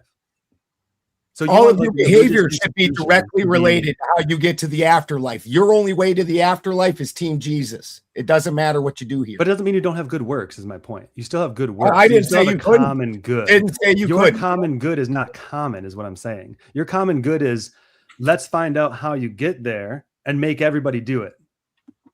That is absolutely not what it was. That has to be the case. It isn't. I know that you need things written down for you and that you need the free pass. I get that. But see, we do things like act in honor. And see, that's how come our society was so successful and why this one that has now stolen from that society and all of its symbolism, all of its holidays, most of its culture. But see, once you took away the pillars of self-accountability, integrity, honor, and family and replaced it with your grace, now you have a bunch of little kids that get something for free that didn't have to pay for it. And I got to tell you how them kids act. And we're not into the common of communism. You know, everybody one law, one order, one rule. That's just not going to work. Common in communism, that's a stretch. That's a big stretch. That is literally what it derives from. I think but common has so many meanings. To say that what I mean is common, holy moly. No, my point is if you want to live in a society, you have to have common goals. What you're saying, the Christian can say, I can have common goals. So this is why I'm not like a strong Christian nationalist, right? The Christian can actually say, I can have common goals legally that will not affect my salvation, right? So I think that we can even live in societies that have, I'm totally against, I don't know what words I can say on YouTube, so sorry. I'm totally against like pro-choice laws, right? And I don't want to make it into that argument. I'm just giving an example. But I can still live in a society like that because I have forgiveness for the things that I would have like participate in, even of my own ignorance and even of my own like location in the world. But what you're saying is you have to have exact moral laws that map onto how you get to these different heavens, and then we should institute those as our moral system. But that seems wild to me. You're muted, Ben. I didn't say that, but the fun thing is you just made us switch positions. That was absolutely hilarious, where you just projected your position onto me, and absolutely what your actions are here determine where you go in the afterlife. Why? I know that's hard for you. Why does that's how it works. Okay. Why would it work any other way? Why would you not get what you earn? Same with Christianity. Another time in the world where you don't get what you earn. You're saying. Oh, so go ahead, Andrew. No, I was going to say he keeps bringing up this point of like you get like a magic free pass, which is a straw man. You don't get a magic free pass. It's not. It's Those real. People are wrong. Yes, you don't get a magic. How do you get to heaven? How do you get to heaven, Andrew? How do you get to heaven, Andrew? How do you get to heaven? I'm going to explain it to you. You can't live in a perpetual state of sin and then be like, oh, sorry, I made it at the right time, the right second. And then you're good. That's not how it works, at least from the Catholic position. You can't trick God. You can't live a life of complete sin and hedonism and then trick him into getting there. It's not even about like him letting you or not. Like this is a way of like humanizing God. What I'm saying is that you have to point your intentions toward God. That's it. Like it's not even the Catholic position that you have. Like you're saying another thing that's wrong. Like we alone hold the keys to it. It's not even the Catholic position that you have to be Catholic. It doesn't say. You brought up that one verse. So you don't even need Jesus. You can earn it. So no, I'm saying you can turn towards him. You can. I guys see. keep Balderson. You keep collapsing principles, which is like keep your oaths. That's a principle. That's a first principle. But why is it good? How does it become good? Because that makes you a decent person. That means you stand for what you. That means you stand for what you just said. Okay, you stand for what you just said. Finally, you keep your word. You keep your word. As long as you stand for whatever you believe in, that is the good. No, that's again a secondary thing. I don't understand how you don't understand there's a difference between giving an oath itself and what you give an oath to. That's what I'm saying. I've been saying that the whole time. So giving an oath, keeping your oath is good. But why? So not. But why? That's an honest person with integrity. If you give your oaths to do bad things, those are still bad things. The oath in and of itself is a separate deal. I don't understand how you don't get that. You're sliding again. I agree. That's not sliding. That's actually being very precise. If you give your oath to bad things, it's bad. If you give your oath to good things, it's good. We all agree on that. I'm asking you. Keeping your oath in and of itself is a good thing because that means you're an honest person with integrity. Giving your oath to do bad things, then you're doing bad things. Those are bad on their own. The oath and breaking the oath is a separate ordeal. Hold on. I think Andy has a clarifying point to make on this. I see it happening. If you wanted to. Yeah, I just don't think keep an oath. That's just a first principle. Don't murder. That's like a first principle. And I mean, unless you want to say there's a difference between killing and murder, like that, maybe it's not a first principle, but be good. That's a first principle. All of us agree we should be good, but what does that mean? What does that mean? When is keeping an oath good? And you're saying it's always good to keep an oath. I don't. It's always good to have integrity and be an honest I think person. there are times where if you keep an oath and you realize I made a promise in ignorance, I didn't know X, Y, Z, and this is going to cause a whole bunch more worse pain for maybe my children or whoever, right? That you should go back on that oath.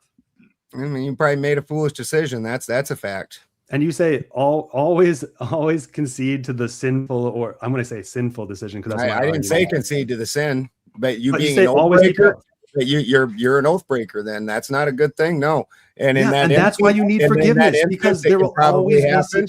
We don't need forgiveness. I don't earn my way, and then from that point on, I start making better decisions and keeping my oath and earning my way. You know, that's just how the world works, right? Yes, I know, but the Christian still does that. I don't see why forgiveness would stop that. Yeah, maybe it'll help because I know I'm Catholic and I know you can't just like walk in, say, "Bless me, Father, for I have sinned." Say 10 Hail Marys and go, you're good, right? It's a constant. You have to continue working towards like fixing that, but also you have to work towards not making that mistake again. Like it's not an easy. Like, oh, I'm good now. Even at that, if you were on your deathbed and said, Father, come bless me and I accept Jesus or something shit like that. Like it doesn't work because all of those things haven't been fixed. You haven't been baptized. You haven't done your confirmation. You haven't done all these other steps, right? So you don't get to just like jump in and say, go. Right at the very end. This is why I think even like unbaptized babies go to like there's like a middle. That's Dante's Inferno. Oh, well, something like, but even at that, like you have to be baptized to be able to go. That's why it's important to baptize at the very beginning. Like there's a whole big deal. Level of hell in Dante's Inferno, the unbaptized babies and the decent. There's also the guff. I don't know if you've ever heard of it, but it's kind of like a bardo state in the Christian tradition. Different denominations. Again, you get one. We get a choice here. Either you get into heaven because you gave your heart to Jesus and you believe in him as your Lord and Savior, or you earned your way. Which one is it? Because I'm very neither of those things, honestly. I'm going to say it's not as clear cut in that, but I will say if you have true. Oh, you muted Andy. I hit the keyboard. I will say if you have true faith, then you will be saved. But that doesn't mean that. And how long do you have to have that? What's the time period? Let him finish. You keep interrupting him. Yeah, I'm just saying you're offering like a hypothetical that's like unanswerable, right? So like all Christians are going to say, look, if you have faith, if you have this, if you're united to Christ, you will be saved. What does that look like? That's a much longer conversation, but it has nothing to do with the Christian moral system because the moral system is not the sacramental system. And that's my problem. Yeah, I know. That's what I've been saying the whole time. You want the justice system to be your I want the moral system to sacramental equal. I want what you did here to equal what you earn there. And you guys keep wanting to dance around. And I understand all the pretty words you said. I understand how you tried to make yourself accountable. At the end of the day, you cannot. Because without this one thing, you don't go to heaven. No, that's your ticket to heaven. That's the one. And all the rest of that sounds real good. And where you guys are trying to be self-accountable, but I have to be. Look, you have to be accountable. You're not going to go through your daily, accountability is a huge part of it. You're not going to go through your daily life and choose God on a daily basis if you're not accountable for your actions. And the more you don't do that, the less accountability you take, the further away from God you're going to become. And all you have to do, like Andy said, is have faith. You would think everybody would get this right. But look, if you look at neither of you are ever going to accept it ever. Like it was like you were arguing against yourself right there. That was hilarious. All you need to do is have faith. But then you're like, this guy that would do that wouldn't have faith. How would you even fucking know what that guy has faith in? And as a matter of fact, I would say he's more likely to go for your system because in my system, he can't earn his way in.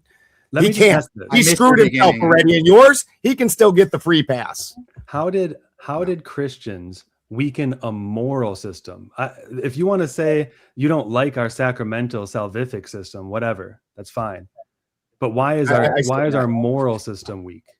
Because that's why your moral system is weak. Because the true true prize. That's why your moral system is so weak. Because the actual only true prize you don't earn your way into. And so all the things that the pillars that were the pillars of our system, you took them away and replaced them with grace. And now because of it, you don't have to earn your way anymore. And again, we have a bunch of spoiled little kids and look at the culture that Christianity is fucking promoted and brought us. It's awesome. I think that's a leap. I don't think not a leap at all. Have you ever raised kids? I think I have 2 kids. I think postmodernism is the result of that. Do you make them earn? Different story. What was that? Do you make them earn? Do you make them earn? Well, they're 2 and 8 months. So then never mind. They're not earning, but you don't got that little 2-year-old out working yet? He probably would. He's got a lot of energy. More than you or I bet. Yeah, probably. Yeah, I'm tired from him today. But I would just say again, I just want to be very careful not to make our moral system the sacramental salvific system. Like that is so important for the Christian, right?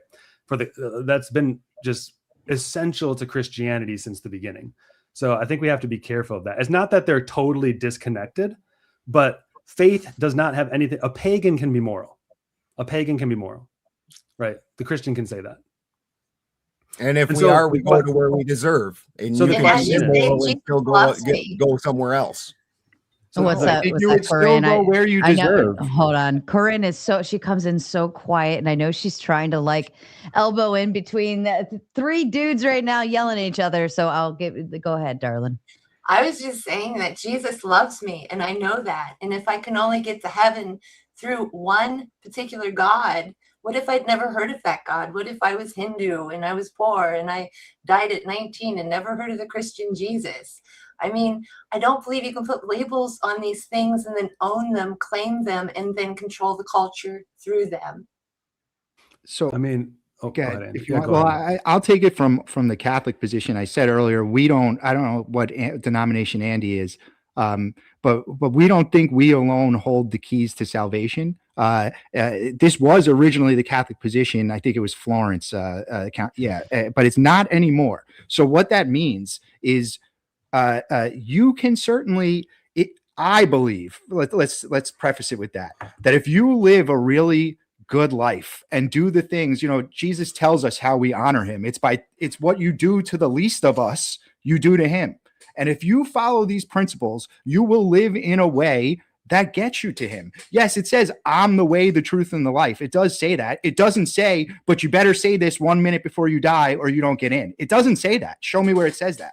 So it very possible. I'm not going to put God in a box. God can do whatever he wants. And I don't think he's going to leave you out to dry if you never heard of Christianity. That's a straw man. And I don't think that's at all the Catholic position. I don't think that's a straw man. After you die and say, I'm the way. Are you going to deny him then? Or are you going to go with him? You know, people it come doesn't- at me with he this can do argument whatever he all wants. the time. If you are not in league with Jesus, you are in league with Satan. But what does in league with Jesus mean? They mean you have accepted him specifically as your Lord and Savior. They Okay, will but if you tell never heard of Christianity, what does that look like? there is no excuse for that. These people who I'm throw telling you these there blames is. on us pagans are not going that deep. They're just being mean. No, but I'm telling you that there is. At least, Andy, I don't know if you want to take it from your position, but I certainly love to don't hear it. think that God is going to leave you out to dry if you live the way that he told you to live, even if you never heard of it your whole life and did good for everybody, that he's going to throw you into some burning pit. I don't believe that. And this is if you never heard of Jesus, we're talking about here. You could still live like him.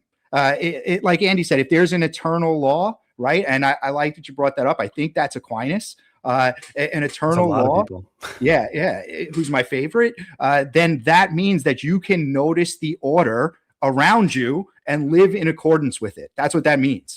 So it's similar to what you're saying, but you don't have to like deny Jesus and God just for the purpose of it. That's what I'm saying. Like there's no benefit to that. You end up I going, would never deny the Christian religion or all the Abrahamic religions. I think everyone should be making their own choice because they are spiritually matured to the certain level, and that's where you get kind of guided, is where you can be most helped and loved. I have no problem with that. Andy? Yeah, I think it just kind of irrelevant to the debate. Sorry, Yeah. I'm not trying to be mean. I just think we're outside of the moral political realm now, right? So I just don't know that it helps to even address the question.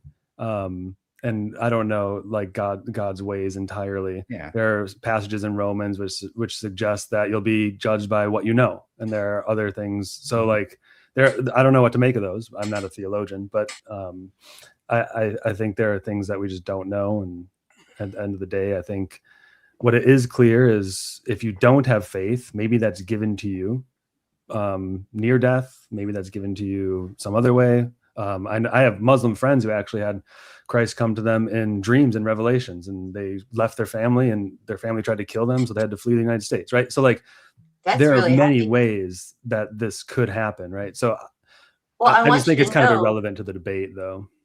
Yeah, it's not political, but Jesus came to me, just like anyone else, because he does say hi to everyone if you ask me. And he said that not to worship him, that I am in another camp and it's okay. And I'm loved anyway. Yeah. I mean, I would say you have to present it against the revealed word in scripture, which says the opposite. So probably wasn't Jesus. Yeah. So you're thinking I'm speaking to demons that are showing me love, which is very interesting. I mean, that was what I would do if I were a demon. Are I wanted Jesus. to trick you. I would be like, "Hey, I'm Christ. I'll show you as much love as you need, so you stray away from the path." Well, But I was like, raised again, in a Jehovah's this is- Witness, so I was raised in a cult, so I understand how cults work, Yeah. and this sounds like one. Demons are a cult, I would say. I would call Christianity a cult where you don't have to account for your own actions in order to get into this utopia, but other people who you just said you can't do good works, you got to have that faith, got to have that do good works. but not to get into the heaven. place. Not enough. What difference does it make what you did on earth for eternity? For a moral system, it means a lot. You have to do other things. Look, Once again, we're talking about how you earn your place in the afterlife by your actions here. That's the problem. This is where we have a disconnect. You're going with the free pass over here, and I'm saying that's what's caused the degradation of this beautiful Germanic high trust society. I'll say it's if you can get a free pass. I don't care. But my point is, what is the moral system? It's not how you love God. That's the point I'm making. The moral system is how you love your neighbor. That's the moral system. Christianity offers much more for that. And I think it's a huge benefit to have particulars. And hey, this is what human nature is. And we have a pattern in the incarnate Christ. That's the perfect man. He shows us what our final end could be. Why do we love our neighbor? Well, Christ shows us. How do we love our neighbor? Christ shows us a pattern for that. But I don't see patterns and intrinsic. What you've given me is the intrinsic principle for your moral system is your own will, which again is No, we talked about the divine will of God and seeking it to know that. But you do it in your own way through your own desires and your own Right, will, not correct? through a priest or a book, or Not a through any, congregation or a not through any like your will must be ordered to the right thing. Yes, that's why we brought up natural or law. else you don't, or else again, my will, my actions on this place determine my afterlife. Yours don't. You just got done saying that, That's fine, dude. but it's not a moral system. It's a It is sacramental because system. that's where I want to go in the afterlife, is the good places. Yeah. Have you heard of on earth as it is in heaven? Look, for you are collapsing the moral and sacramental, or the moral and divine system, let's say. Christianity does not do that, and I think it's a great benefit. I know. I think it's I know, a and great it's a benefit huge of the Christian detriment. system. Why is it a detriment? Because now you get to have shitbags that go ahead, that spent their entire time here being shitbags, spending eternity in utopia. And I would have went to someplace very bad for that. If I want to go to someplace cool like Folkvanger, I don't get to go around treating my neighbors like ass and killing them, stealing from them. They won't send me to Folkvanger. Let me just say this. If somebody spends their entire life being a horrible person, seeking evil, they aren't doing that on Christian principles. Right. They're doing it on some other principles. So they're not what? Christian. So what? So they what get you're the saying, free we're pass. You know arguing who wants the free pass? Have you ever went to a prison and noticed how many hold on, of let them me make my are point. Christians? Because you get a free pass. Their actions don't matter. Okay, but who's getting that free not pass? true. Not somebody who lived their life in the Christian moral system. They have natural law, they have the eternal principles, but they're choosing to turn away from those, right? Are they doing Does that it because matter to their Christianity says afterlife? turn away from those principles? No, you Does it say matter turn to away their from those afterlife? principles if you want to.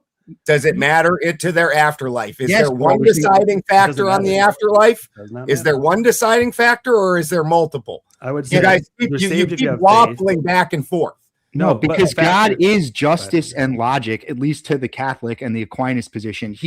That what you're describing is never going to happen. And as Andy's trying to Well, I point mean, out, you keep and saying as that. Andy's trying to point out, just let me finish. You're taking someone who lives their entire life not as a Christian, as the opposite of a Christian, and just throwing in that they say it at the last minute and saying that that's how we're saying to live, when that's complete straw man. So just let me put that out there. No, So look, we even all take I accountability. didn't say that Nobody's that's how you saying said that. to live. So You're that's trying to not make a a straw Christian. man that didn't exist. I never said that. I said you can live like that.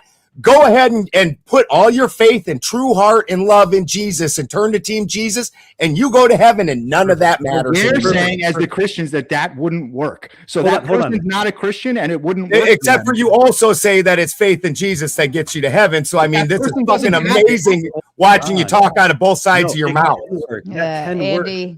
But the point that can work. But the point is, was that person who's seeking after evil a Christian? What difference does it make? Because then they're not in the Christian moral system. They're not following it. But they still get into the heaven. Not See, through the I moral have to, system, I have through to the be a good sacramental person my system. whole life.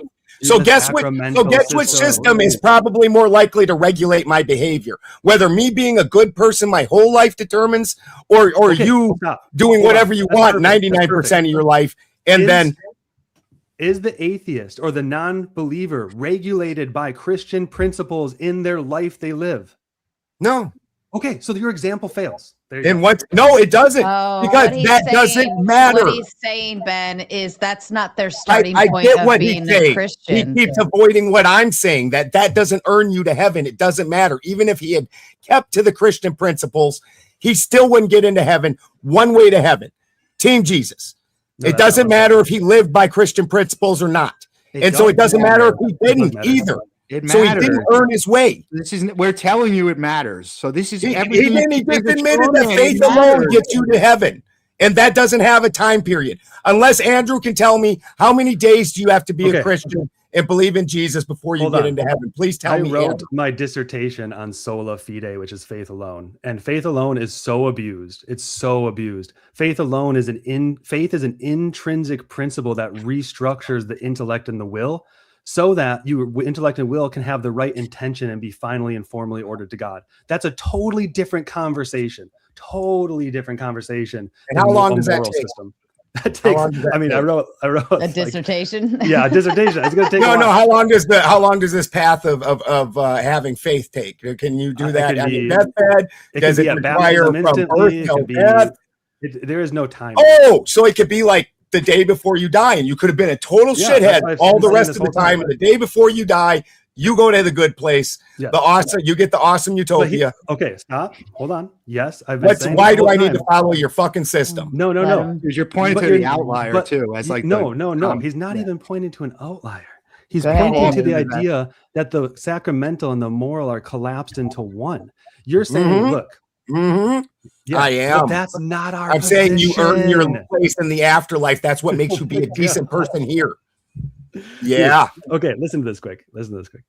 If somebody lives their entire life at, let's say, like, what can I say here? I don't know. Stalin, right? Stalin. Let's say he is a deathbed conversion. Is that because he lived by moral principles? No. Okay. Then it's not a moral system.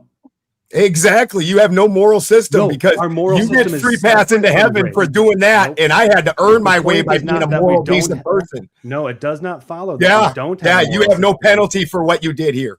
Not truly. Hold on. It does not follow that we don't have a moral system. It follows that our moral system is separate from our sacramental system. No. It follows that it's meaningless. Do you think it's meaningless to care and love for your neighbor? Oh no, I think it's a good thing. I think it doesn't matter in your system, though. I think in mine, I have to do that, or else I'm going to go to a bad place. What are the two commands Jesus gives? Love God. I'm not a Christian. Love God. I'm not a Christian. Love your neighbor. What do you think he's explaining there? He's explaining the eternal law, how you're connected to it, and the moral system we ought to live by. And what difference does that make on the day you die? On the day you die, if you have faith, you do. If you don't, you don't. Because if you don't do that your entire life and you go against that, then you don't have faith your entire life. What is going to No. Stop. Entire life now? You said that wrong. I'm saying if you lived your entire life against that principle, yes, you're not going to then get to your death. Oh, you can't possibly know that. You can't possibly. Yes, you know that. Intimidate. Not even a little bit can you know what is on that dude's heart when he's dying. Yes, you would know. You Christians love saying that there's no atheists in a foxhole. You guys love saying that shit, but the dude can't decide that he on his deathbed didn't realize that the things that he did in his life were horrible and realize I can't earn my way anywhere. I'm going to have to turn to Jesus. This entire debate, I've been arguing that there are selfish reasons in foxholes. It's this entire debate, I've been arguing that. I would agree. There's non-Christians in foxholes. Of course. That's why you can only have that if you separate your moral system from your sacramental system. And separating the two things leads to the degradation of the moral system because there's no penalty. There's no penalty in the afterlife for your actions on this place. Okay, so why do you even need to follow? Give me how you would structure. This is the most reductive. You keep saying it over and over. We're trying to explain. I know because it's the fucking nail in the head. Wow. Systems. Go ahead, Andy. I mean, you're just totally missing the point. This is my problem. Look, I understand. See, you guys act like I don't get what the fuck you're saying, and I do. I disagree with it. And I'm saying because of that system, we have the degradation of morals here on this place because you guys' system doesn't require them. You tell me what you think our position is and what you disagree with. Just tell me what you disagree with, and I'll tell you whether you got it right. Repeat your question. Steelman him. Or just tell me what you disagree with in our system. I didn't say that I disagree with some of the morals. You just said that you disagree with our system. I said I disagree with your free pass of Jesus. But that's not our moral system. That is directly tied. You guys can pretend like it's not, but your place in the afterlife, who's setting it? God is setting it for you. The person in the afterlife is setting your moral system. You think in heaven you can suddenly do whatever the fuck you want? When we say moral system, we're talking about loving our neighbor, right? Not loving God, loving our neighbor. So aren't you commanded to follow God very first? Yeah, that's why there are two tables to the commandments. One to love God, one to love your neighbor. One is we have a Havamal. It has places where we treat our neighbor, where we treat people in our home. All that is great. I understand that. I understand that. I am saying the benefit of the Christian system is it ordered the pagan system towards the higher good that you guys assume must be imminent in your moral system. No, must be your system gave a free pass to the people who don't follow the moral system. Ours said you must follow the moral system. The only way it would give a free pass is if someone says, I'm a Christian and I know God exists and I'm going to do as much evil as I can, and then I'll be saved because I can just it's where you spent an entire lifetime doing one thing and then you truly. But it's only a free pass for people who know Christ. If you don't think Christ exists, you don't think you have a free pass anywhere. I actually think Christ probably existed, but I'm not a desert dweller. So, but you don't think he's divine? You don't think he's part of the triune God? You don't think he's going to? I think he's part of the Abrahamic God. That God's just not the all. He's not. You think he forgives sins? Greater God. What? Do you think he forgives sins? Your God? You think Jesus forgives sins? Apparently not. Do you think he makes people righteous? He paid for all your sins through the washing of his blood, so that way you could get a free pass into heaven because you are too nasty of a person to earn your way there. Okay, so let me pause there. No, I think that's a polemical take. But let me just point out what's going on. So you're taking our sacramental system and you're saying this is the moral system. All I want to point out is Jesus forgives sins and he can do that for all, but if you think that you have a free pass, I think I have a free pass. I think Christ has forgiven my sins. I'm going to get in heaven, not of my own work. It's a free pass. Thank you, Lord. But I'm a Christian, so I'm indwelled by the Holy Spirit. I don't want to do evil. Am I going to do it occasionally? Of course, but I'm not perfect, right? I'm not divine.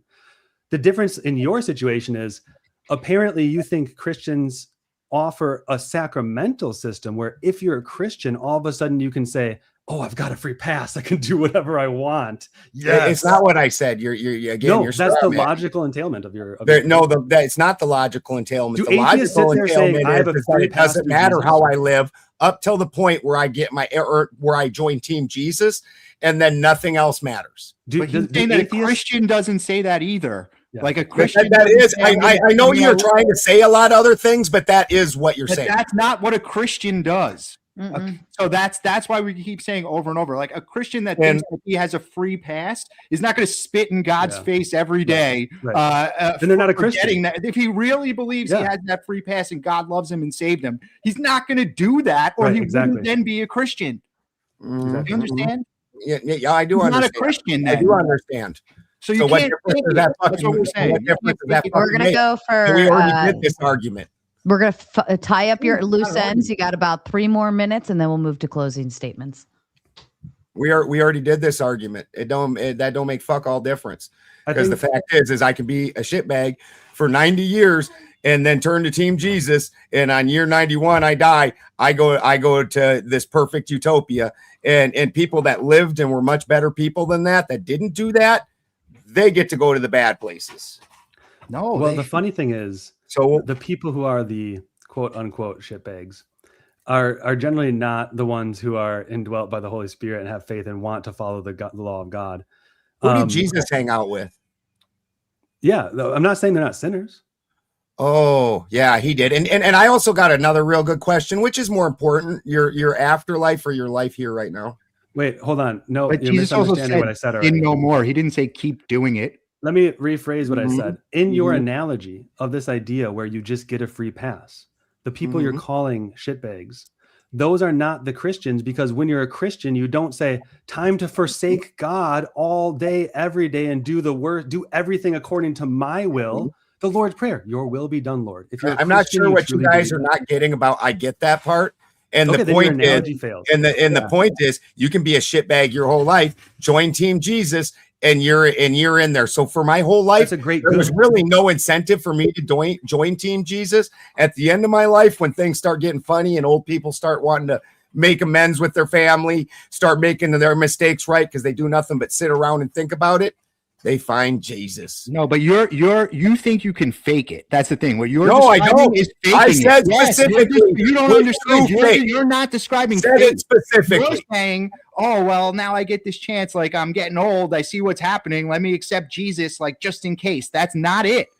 That's not. Did I say that? Did I say that he thought it out like that? No, but the way you're describing it, that's what that person is going through. He's not legitimately really doing it because he thinks that Jesus is the true God and he feels that in his heart. He's doing it because he's getting old and he's scared and he's looking at his family. You just said that. Yeah, so he truly starts making changes it. because he's old and scared and realizes that he's running out of That's life. not the reason. You watch it all the time. No, and those people, they turn to Team Jeebus. No, they turn to Team Jeebus all the time. No, but that's not going to work. We're saying this person has to. They're like, I lived a real shitty life. This is my only out right here. That's not going to work. That's my point. You have to really believe. Like you have to really. Again, he really believes. You can't just he say, really believes. You keep so trying to fight a guy that wasn't even ever brought up. Huh? I mean, you can't just take a chance like I'm going to throw my my coin, like my chips in this. I made very clear that the dude believes, has true faith, and then you. How did he get there? Though, in your scenario? That wasn't even brought up. Like, did he have a true revelation that Jesus is the true God, or is he just afraid? Yeah, he did. Okay, so then your analogy fails. Who are you to determine why a person goes on a soul search? Most people don't do it because they're having a good life. Most people go through a soul search because they're fucked up and things aren't so great.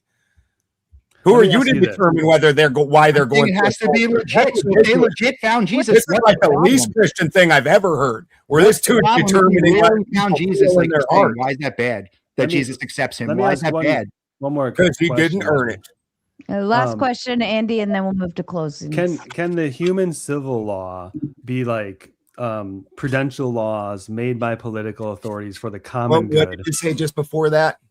Can like the human civil law be like a prudential law? So just to give you a quick background, we have like eternal law. You guys say you have eternal law. We have natural law. We have divine revealed law. And then we have the human civil law, which is prudential and organized towards the common good. So societies don't have to function on revealed divine law as their civil constitution.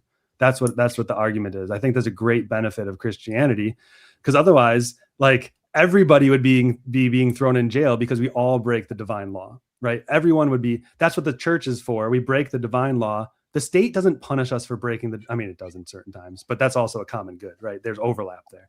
But it seems like on your system, you don't have that distinction. You just want to say,